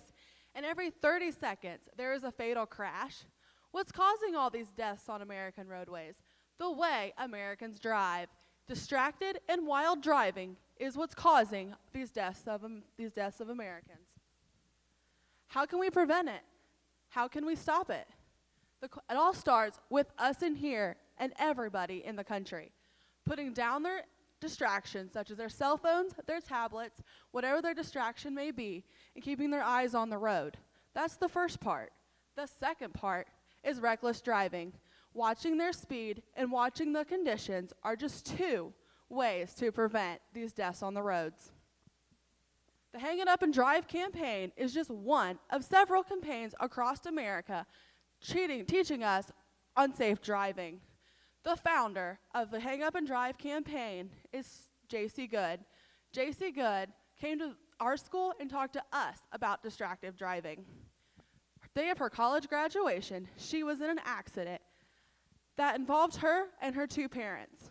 Her two parents sadly did not live through the accident, and J.C. barely survived, and thank God she did, to come share her story, which I'm going to share with you. J.C., the day of college graduation, happy as can be, driving on a backcountry road right here in Ohio. On the road, an 18-year-old boy decided to pull out his phone and send a text to his buddy, causing him to go through a red light and causing an 18-wheeler to swerve. The 18-wheeler decided then swerved to hit J.C. Good's car. When hitting J.C. Good's car, her parents died on impact, and J.C. survived by a thread. J.C. was then transferred to a trauma hospital where she underwent several surgeries. And the several surgeries then were followed by a year and a half of rehab. A year and a half to learn how to do basic things like tie your shoes, breathe on her own, and chew and swallow her food. Things that most of us were born with. JC is proud to share this story, and I'm proud to share it with you. Was that phone that important? Was that text? I don't think something that important to know that you killed two people and you severely changed the life of another. Studies have shown that 69% of Americans think it is dangerous to text and drive, but yet 74% of Americans text and drive. Numbers don't add up. So people are doing and saying is two different things. Another problem with Americans on the road is reckless driving. Reckless driving is driving inappropriately for the conditions and high speeding. Stevie Beagle is an Ohioan from up around the Toledo area that I have got to know personally these past few years. Stevie Beagle, just like any other high school senior, except she was Ivy League bound, state track runner, most importantly, pretty positive person to be around. She was with two of her friends when she was in a car accident. In the car accident, the driver decided to go 90 miles an hour to get to the party faster. Getting to the party faster wasn't worth it. The passenger of the car, Charlie, passed away after they wrecked, and Stevie's body ended up completely folded in half. When Stevie was care-flighted to the nearest hospital, from there, they found out her spinal cord had snapped. Stevie was not able to run track that year. She was not able to dance at her high school prom, walk at graduation, and she won't be able to walk at her wedding this fall. All because of speed. Speed is all that caused this accident. It is not legal to drive 90 miles an hour anywhere in the state of Ohio. And it probably never will. So why would we drive 90 miles an hour down a backcountry road, down the interstate, in town? It's never necessary and never important. To get to point A, from point A to point B just a little bit faster, I don't think it's worth that. Every day, 9 people die due to reckless driving, according to the U.S. Department of Transportation. $2.2 billion are collected from speeding tickets across the country, according to the Department of Motor Vehicles. Why are so many people speeding? That answer is unknown. But to help prevent these accidents, watch the speed on your speedometer. And keep your eyes on the road. Keep the cell phone put away. Keep the tablet put away. And be careful using your GPS systems. In the state of Ohio, it is illegal to text and drive for anybody altogether. And if you're under the age of 18, you cannot text and drive or use your phone or any other technology at all. Ohio is the 12th state to join the union together to stop texting and driving. But together, every individual adds up to a bigger population of people that decide to stop these accidents. Every 11 seconds, somebody dies. That could be you, your spouse, your child, your parent, anybody can die at any 11 seconds. In conclusion, when we're on the roads together, let's keep our eyes on the road and stay focused to make our roadways safer. The American roadways are the most dangerous place to be in the United States, proclaimed by the newspaper USA Today. Sadly, I have found that to be true. When Henry Ford invented the Model T, if he knew all this trouble was coming, and this many people would die from that one invention, I don't think he would. Thank you.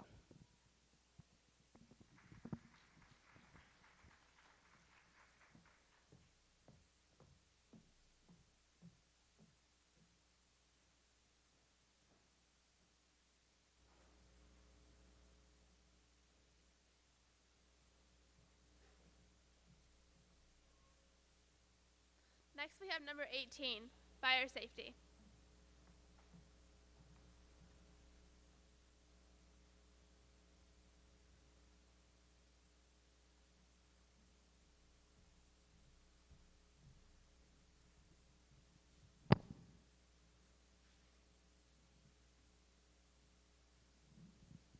Today I am going to talk about fire safety. I will tell you ways to prevent fires and some examples of ways fires start. I will also tell you how to escape a house if a fire ever happens. Hazards and the misfortunes of fires are serious business. Hazards are things that can be prevented if you know fire safety. Then I will tell you a story of a house fire very near to my heart. At www.firesafetyforkids.org, it says that when unplugging a device, to unplug it by the actual plug, not the cord, to prevent wires from showing and a fire starting. So as a precaution, wrap black electrical tape around the wires. There are many ways to prevent fires. First, never leave candles or fireplaces unattended while burning. Second, never leave matches out for little kids to be tempted to play with. Third, if you're ever cooking and need to leave for some reason, turn your stove or oven off until you get back. Fourth, have a fire extinguisher under your kitchen sink. If you are ever in your house and a fire starts with your bedroom door closed, take the back of your hand and touch the doorknob. If it is not too hot, carefully open the door, get on your hands and knees, and crawl to the nearest exit. If it is too hot for you to handle, then crawl out your bedroom window. Make sure you never have anything in front of your bedroom window, and if you're on the second story, make sure you have an escape ladder to climb down from. Always have a flashlight near or under your bed. Once safely outside, go to the family meeting place, which is somewhere everybody should know how to get to. Once safely there, call 911. Tell the operator your name, the address, and the phone number you're calling from. Don't just scream fire. If your clothes ever catch on fire, remember to stop, drop to the ground, cover your eyes, and roll until the fire is out.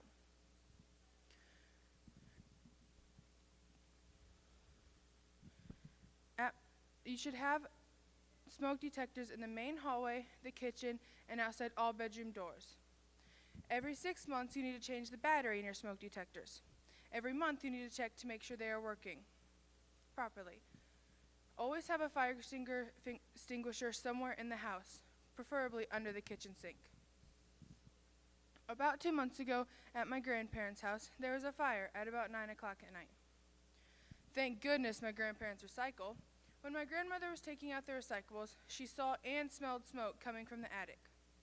Once they figured out where the fire was coming from, they called 911.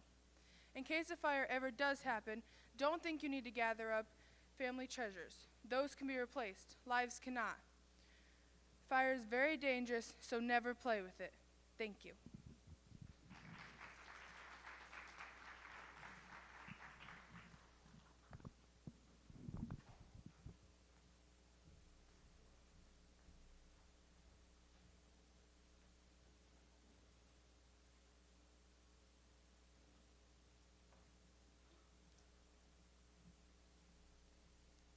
Next, we have number 19, Don't Do Drugs.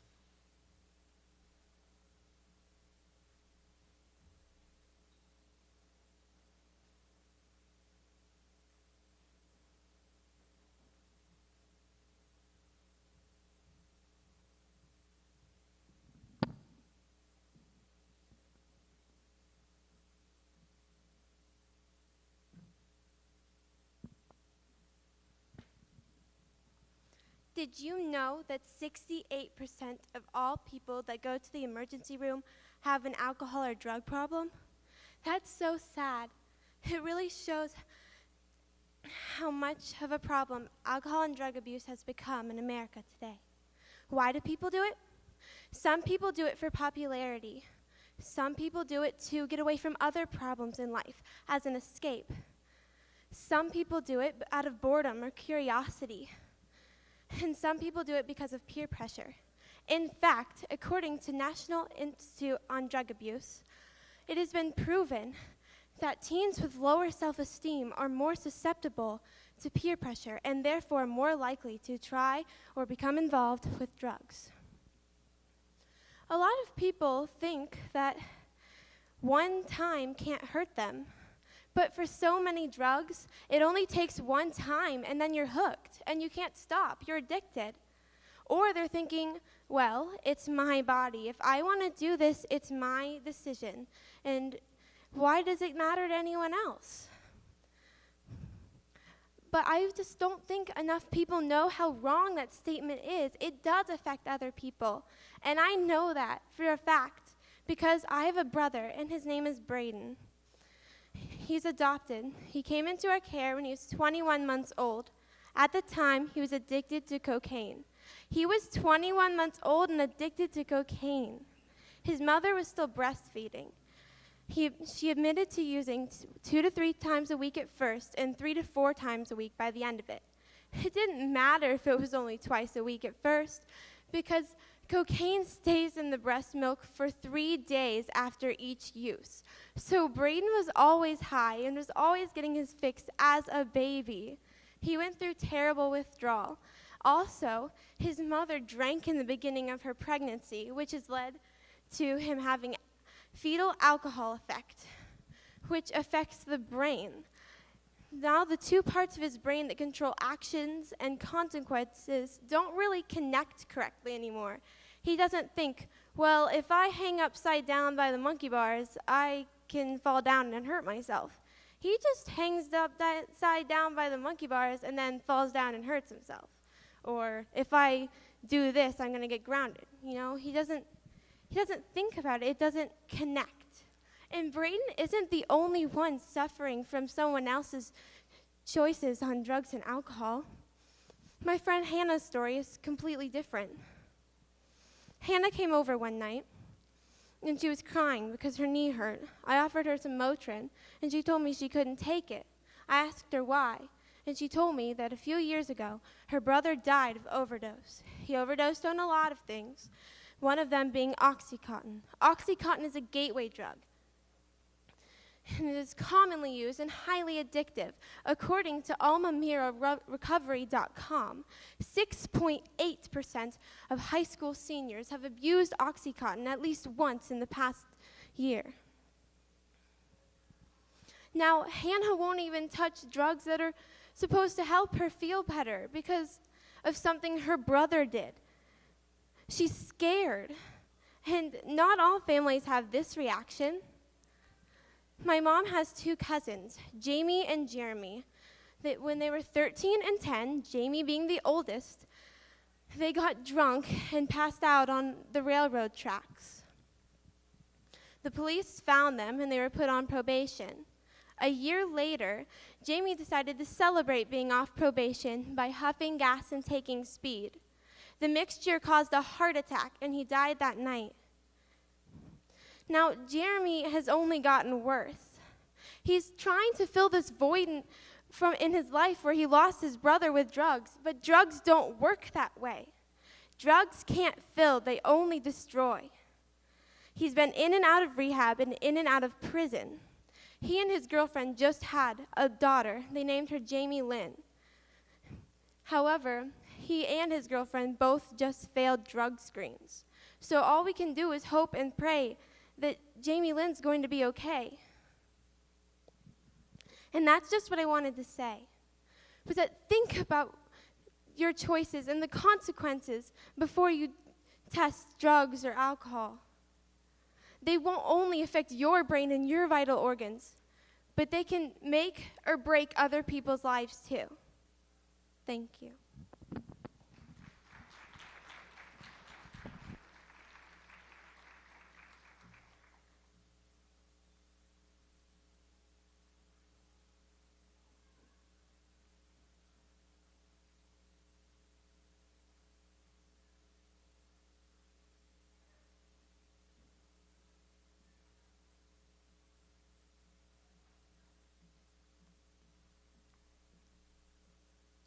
Next we have number 20, safe swimming strategies.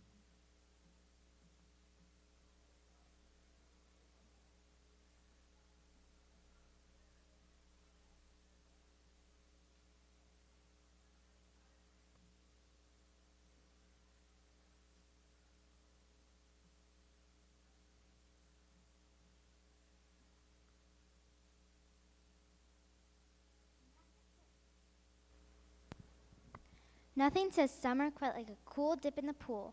Splishing and splashing with your family and friends is a great way to beat the heat.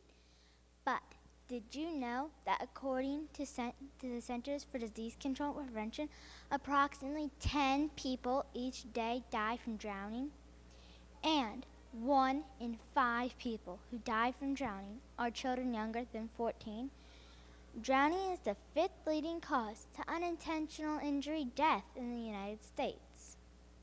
So, does this mean that you and your family should avoid the pool or stay away from lakes and ponds?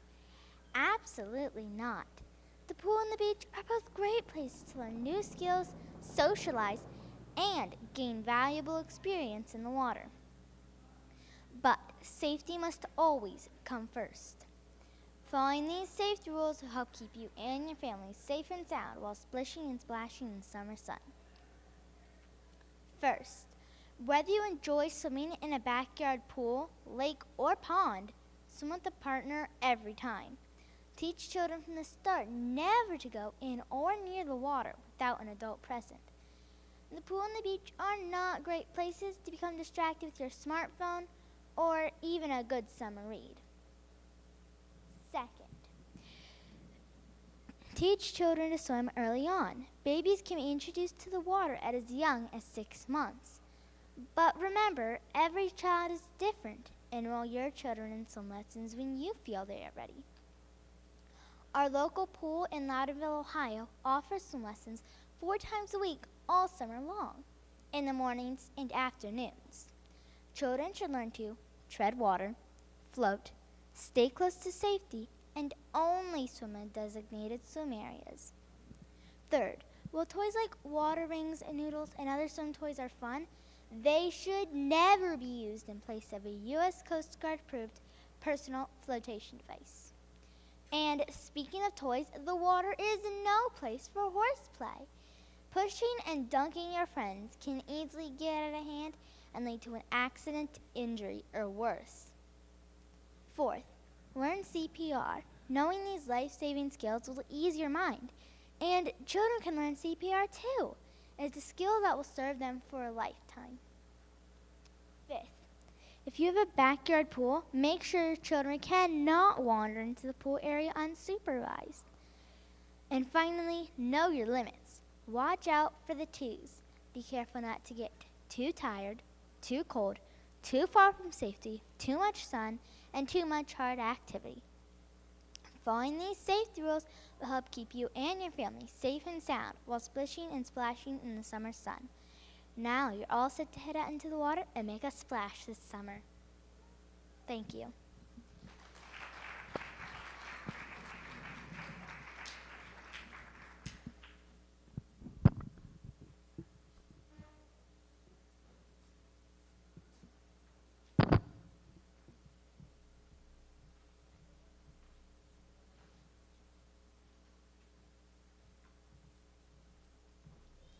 Up next, we have number 21, Just a Typical Friday.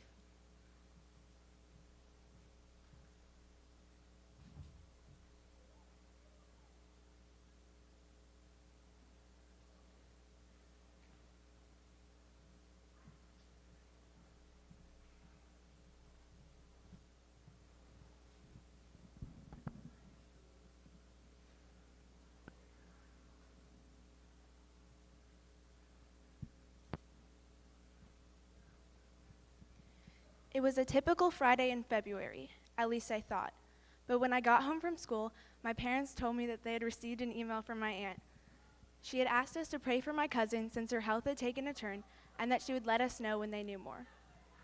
Feeling a little anxious, my dad started making some phone calls to find out what was going on. Within minutes, I found out my greatest fear. My cousin had been diagnosed with acute lymphocytic leukemia. I felt extremely scared, and my mind began spiraling with what ifs. What if she doesn't make it? What if she stays this way forever? What if? The day after hearing the news, my dad took me to Children's Hospital. It was my cousin's 13th birthday, and my aunt had invited a few friends to help her celebrate. There she was, sitting all alone in a wheelchair, looking very tired, with a bunch of cords hooked up to her. I sat down next to her, and I couldn't stop thinking, why is this happening to her? The Nationwide Children's Hospital website states that acute lymphocytic leukemia, also known as ALL, is a cancer of the body tissues. The body makes more white blood cells than needed, and they move into the bone marrow. Once in the bone marrow, they push out all of the healthy blood cells. Acute means developing rapidly. 98% of leukemias are acute.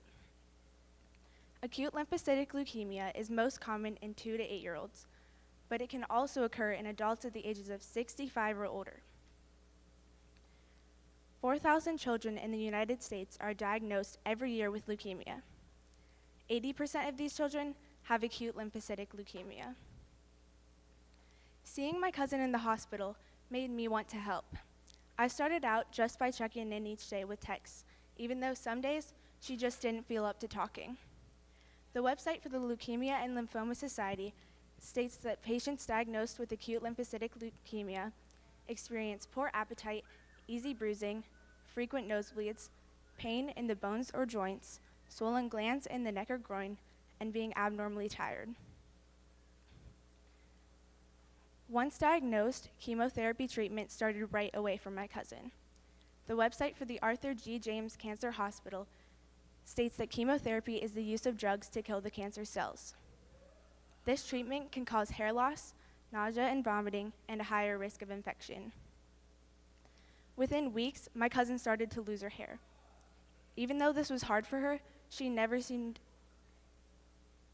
to be afraid to step out in public without her hair. Pantene is just one company of many that helps to make wigs for cancer patients. They partner with the American Cancer Society to create Beautiful Lengths, an organization that collects hair to make free wigs for the cancer fighters. Their website states that they have distributed over 24,000 wigs. I decided that this could be another way that I could help, so I went to the beauticians. She washed my hair and cut off 2 9-inch ponytails for Pantene Beautiful Lengths. Once there are no signs of cancer cells, the patients then go into remission. During remission, they experience 2 to 3 years of chemotherapy maintenance. This means they still have chemotherapy, but a less dosage. Patients diagnosed with acute lymphocytic leukemia have a long journey to remission. Knowing this, I worked alongside one of my 4-H friends, who had the idea to create the 1,000-Letter Project for encouraging cancer fighters. She chose 2 girls that had ALL.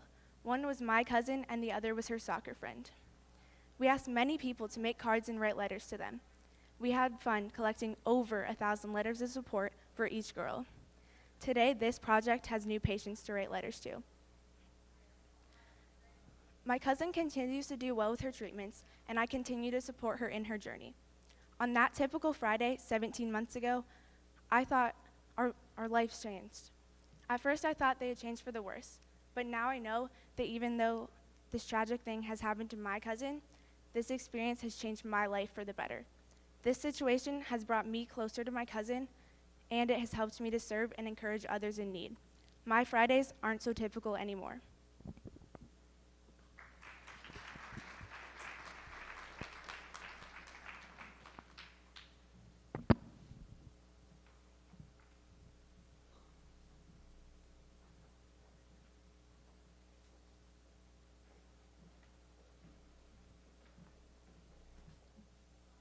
Next is number 22, airsoft safety. Can you handle it?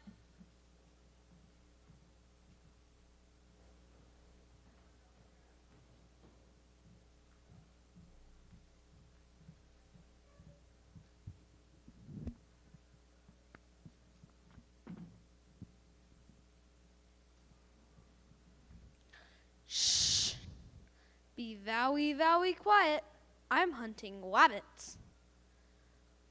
Elmer Fudd has entertained us for years while on his many hunting trips with Bugs Bunny. However, he has not done much to inform us of gun safety. This year, I went to participate in the airsoft workshop at 4-H camp, but my mom told me that I need to learn about airsoft safety first. I reviewed the Airsplat website and learned 3 important airsoft safety tips. Number 1, wear protective gear and clothing. Number 2, safe aiming techniques are a must.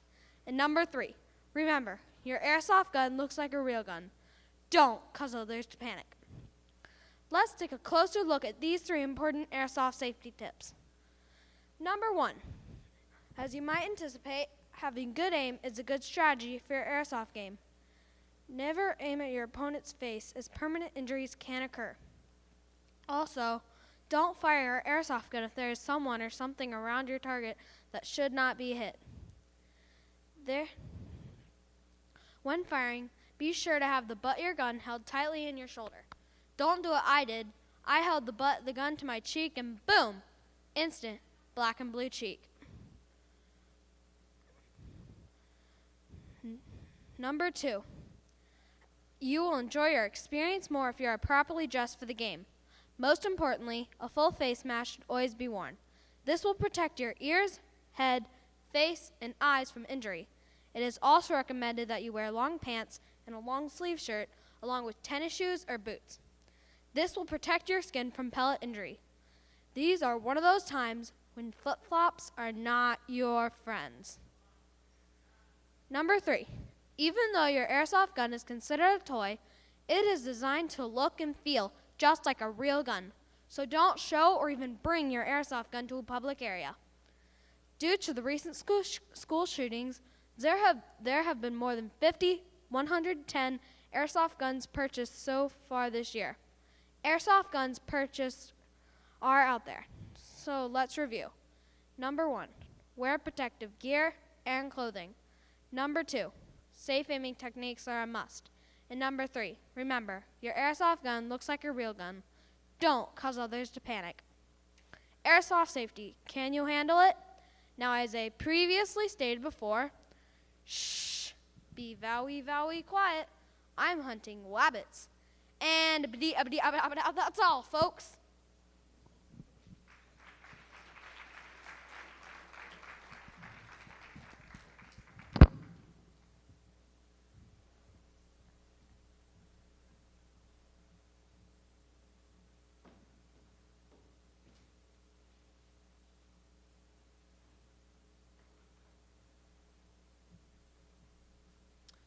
Next up, we have number 23, super cyber safety.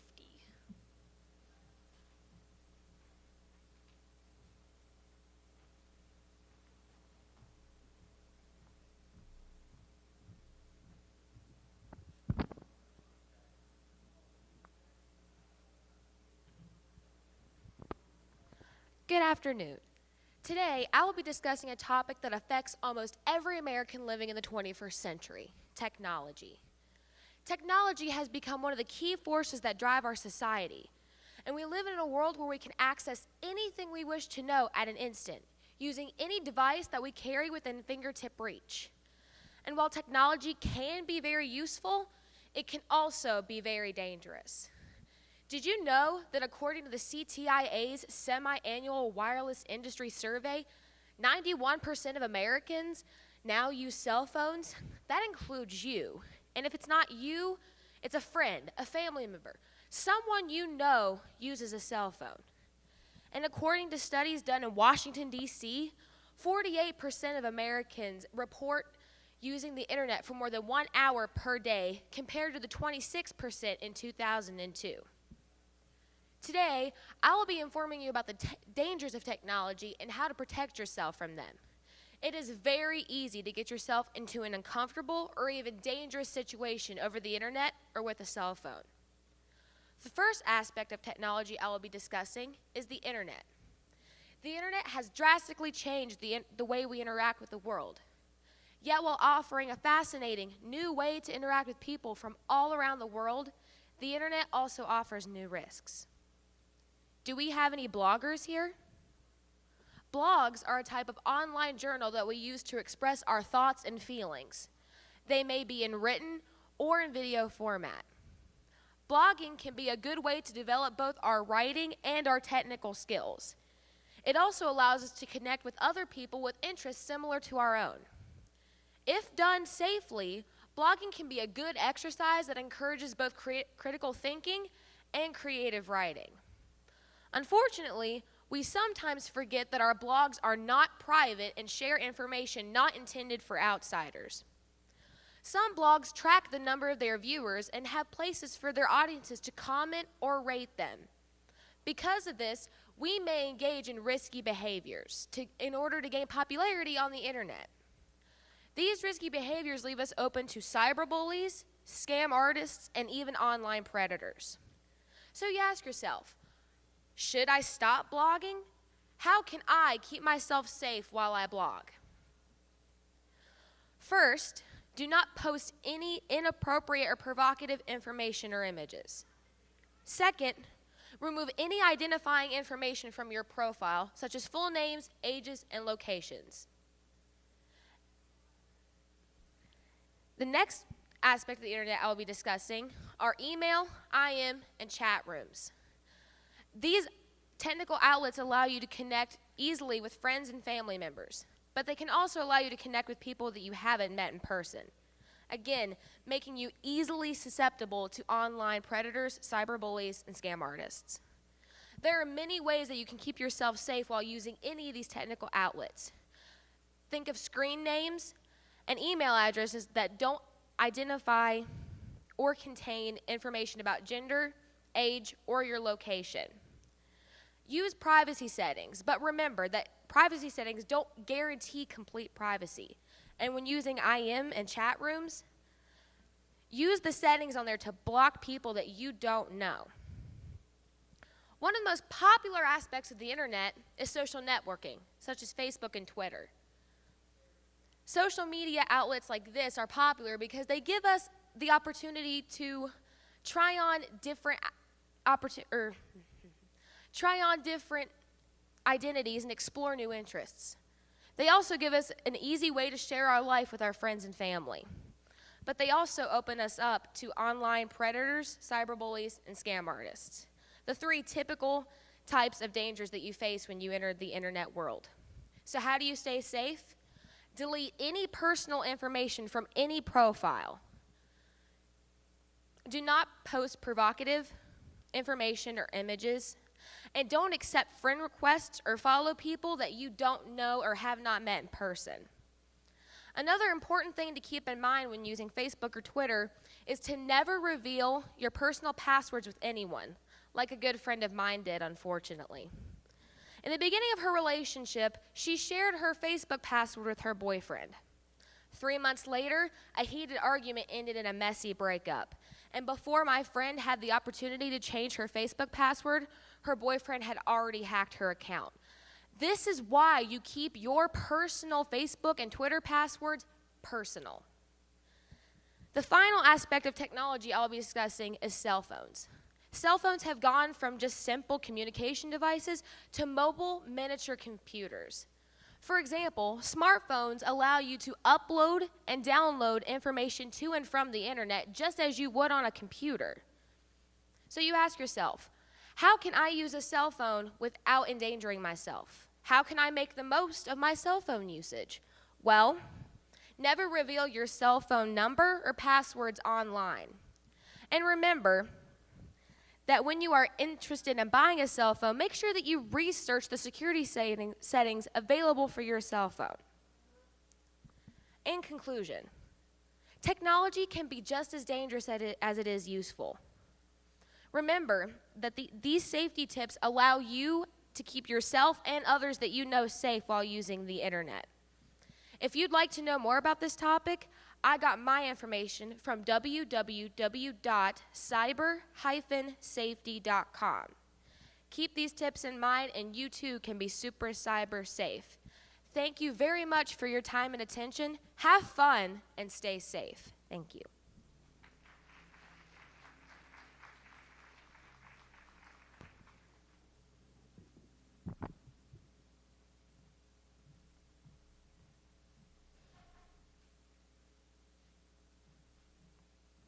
Next is number 24. Turn the corner to safe driving habits.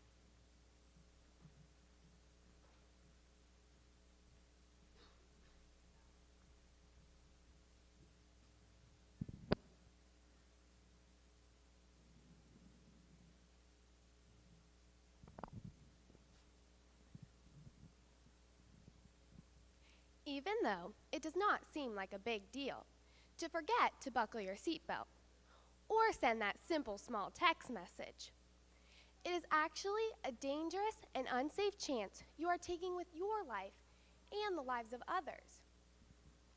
A few months ago, representatives of SAD came to only 3 school districts in the whole state to implement the ticket challenge, and my middle school was one. So during the winter, I was handing out different driving tickets to my family and friends. Yes, I'm only 13 and not old enough to be a police officer. But through the Students Against Destructive Decisions, or SAD for short, I was able to see what a serious problem bad driving habits can be. When they spoke to the 4 Club group in my school, we were informed that over 3,200 teenagers died in the year 2010 as a result of a car accident, the leading killer of teens. That doubles all the other causes that they showed us. They also said, just because kids my age don't drive does not mean we can't have an impact by saying, slow down please, or don't forget to use your turn signal. In this program, my mission was to be aware for driving dangers and issue tickets accordingly. I combined the information I learned from SAD with research I conducted on the National Highway Safety Transportation Administration website. Their top safety tips were common tickets I had to hand out as being Police Cadet Roberts. First, speed kills. Speed is the most common cause of car crashes. The faster a driver, the greater a likelihood of death in a crash. Slow down. Ask yourself, is it really worth getting somewhere a little bit sooner? Next, texting and driving, eating, or even changing the radio station don't mix. These activities distract a driver from what is going on around them. Third, respect Mother Nature. Slow down and adjust your driving for weather conditions. Remember, to increase visibility, you can always turn on your headlights. Fourth, a staggering 70% of all fatal crash victims between the ages of 13 and 15 were not wearing a seatbelt. Always buckle up to maybe even one day saving your life. And finally, always use your turn signal.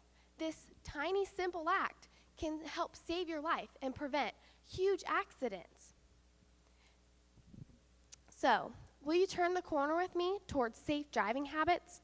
My experience with SAD is preparing me at an early age to become a safe driver. Grown-ups, I'm learning from you too. Please practice safe driving skills. Remember, the young teenager that you care about and love is watching you. Thank you.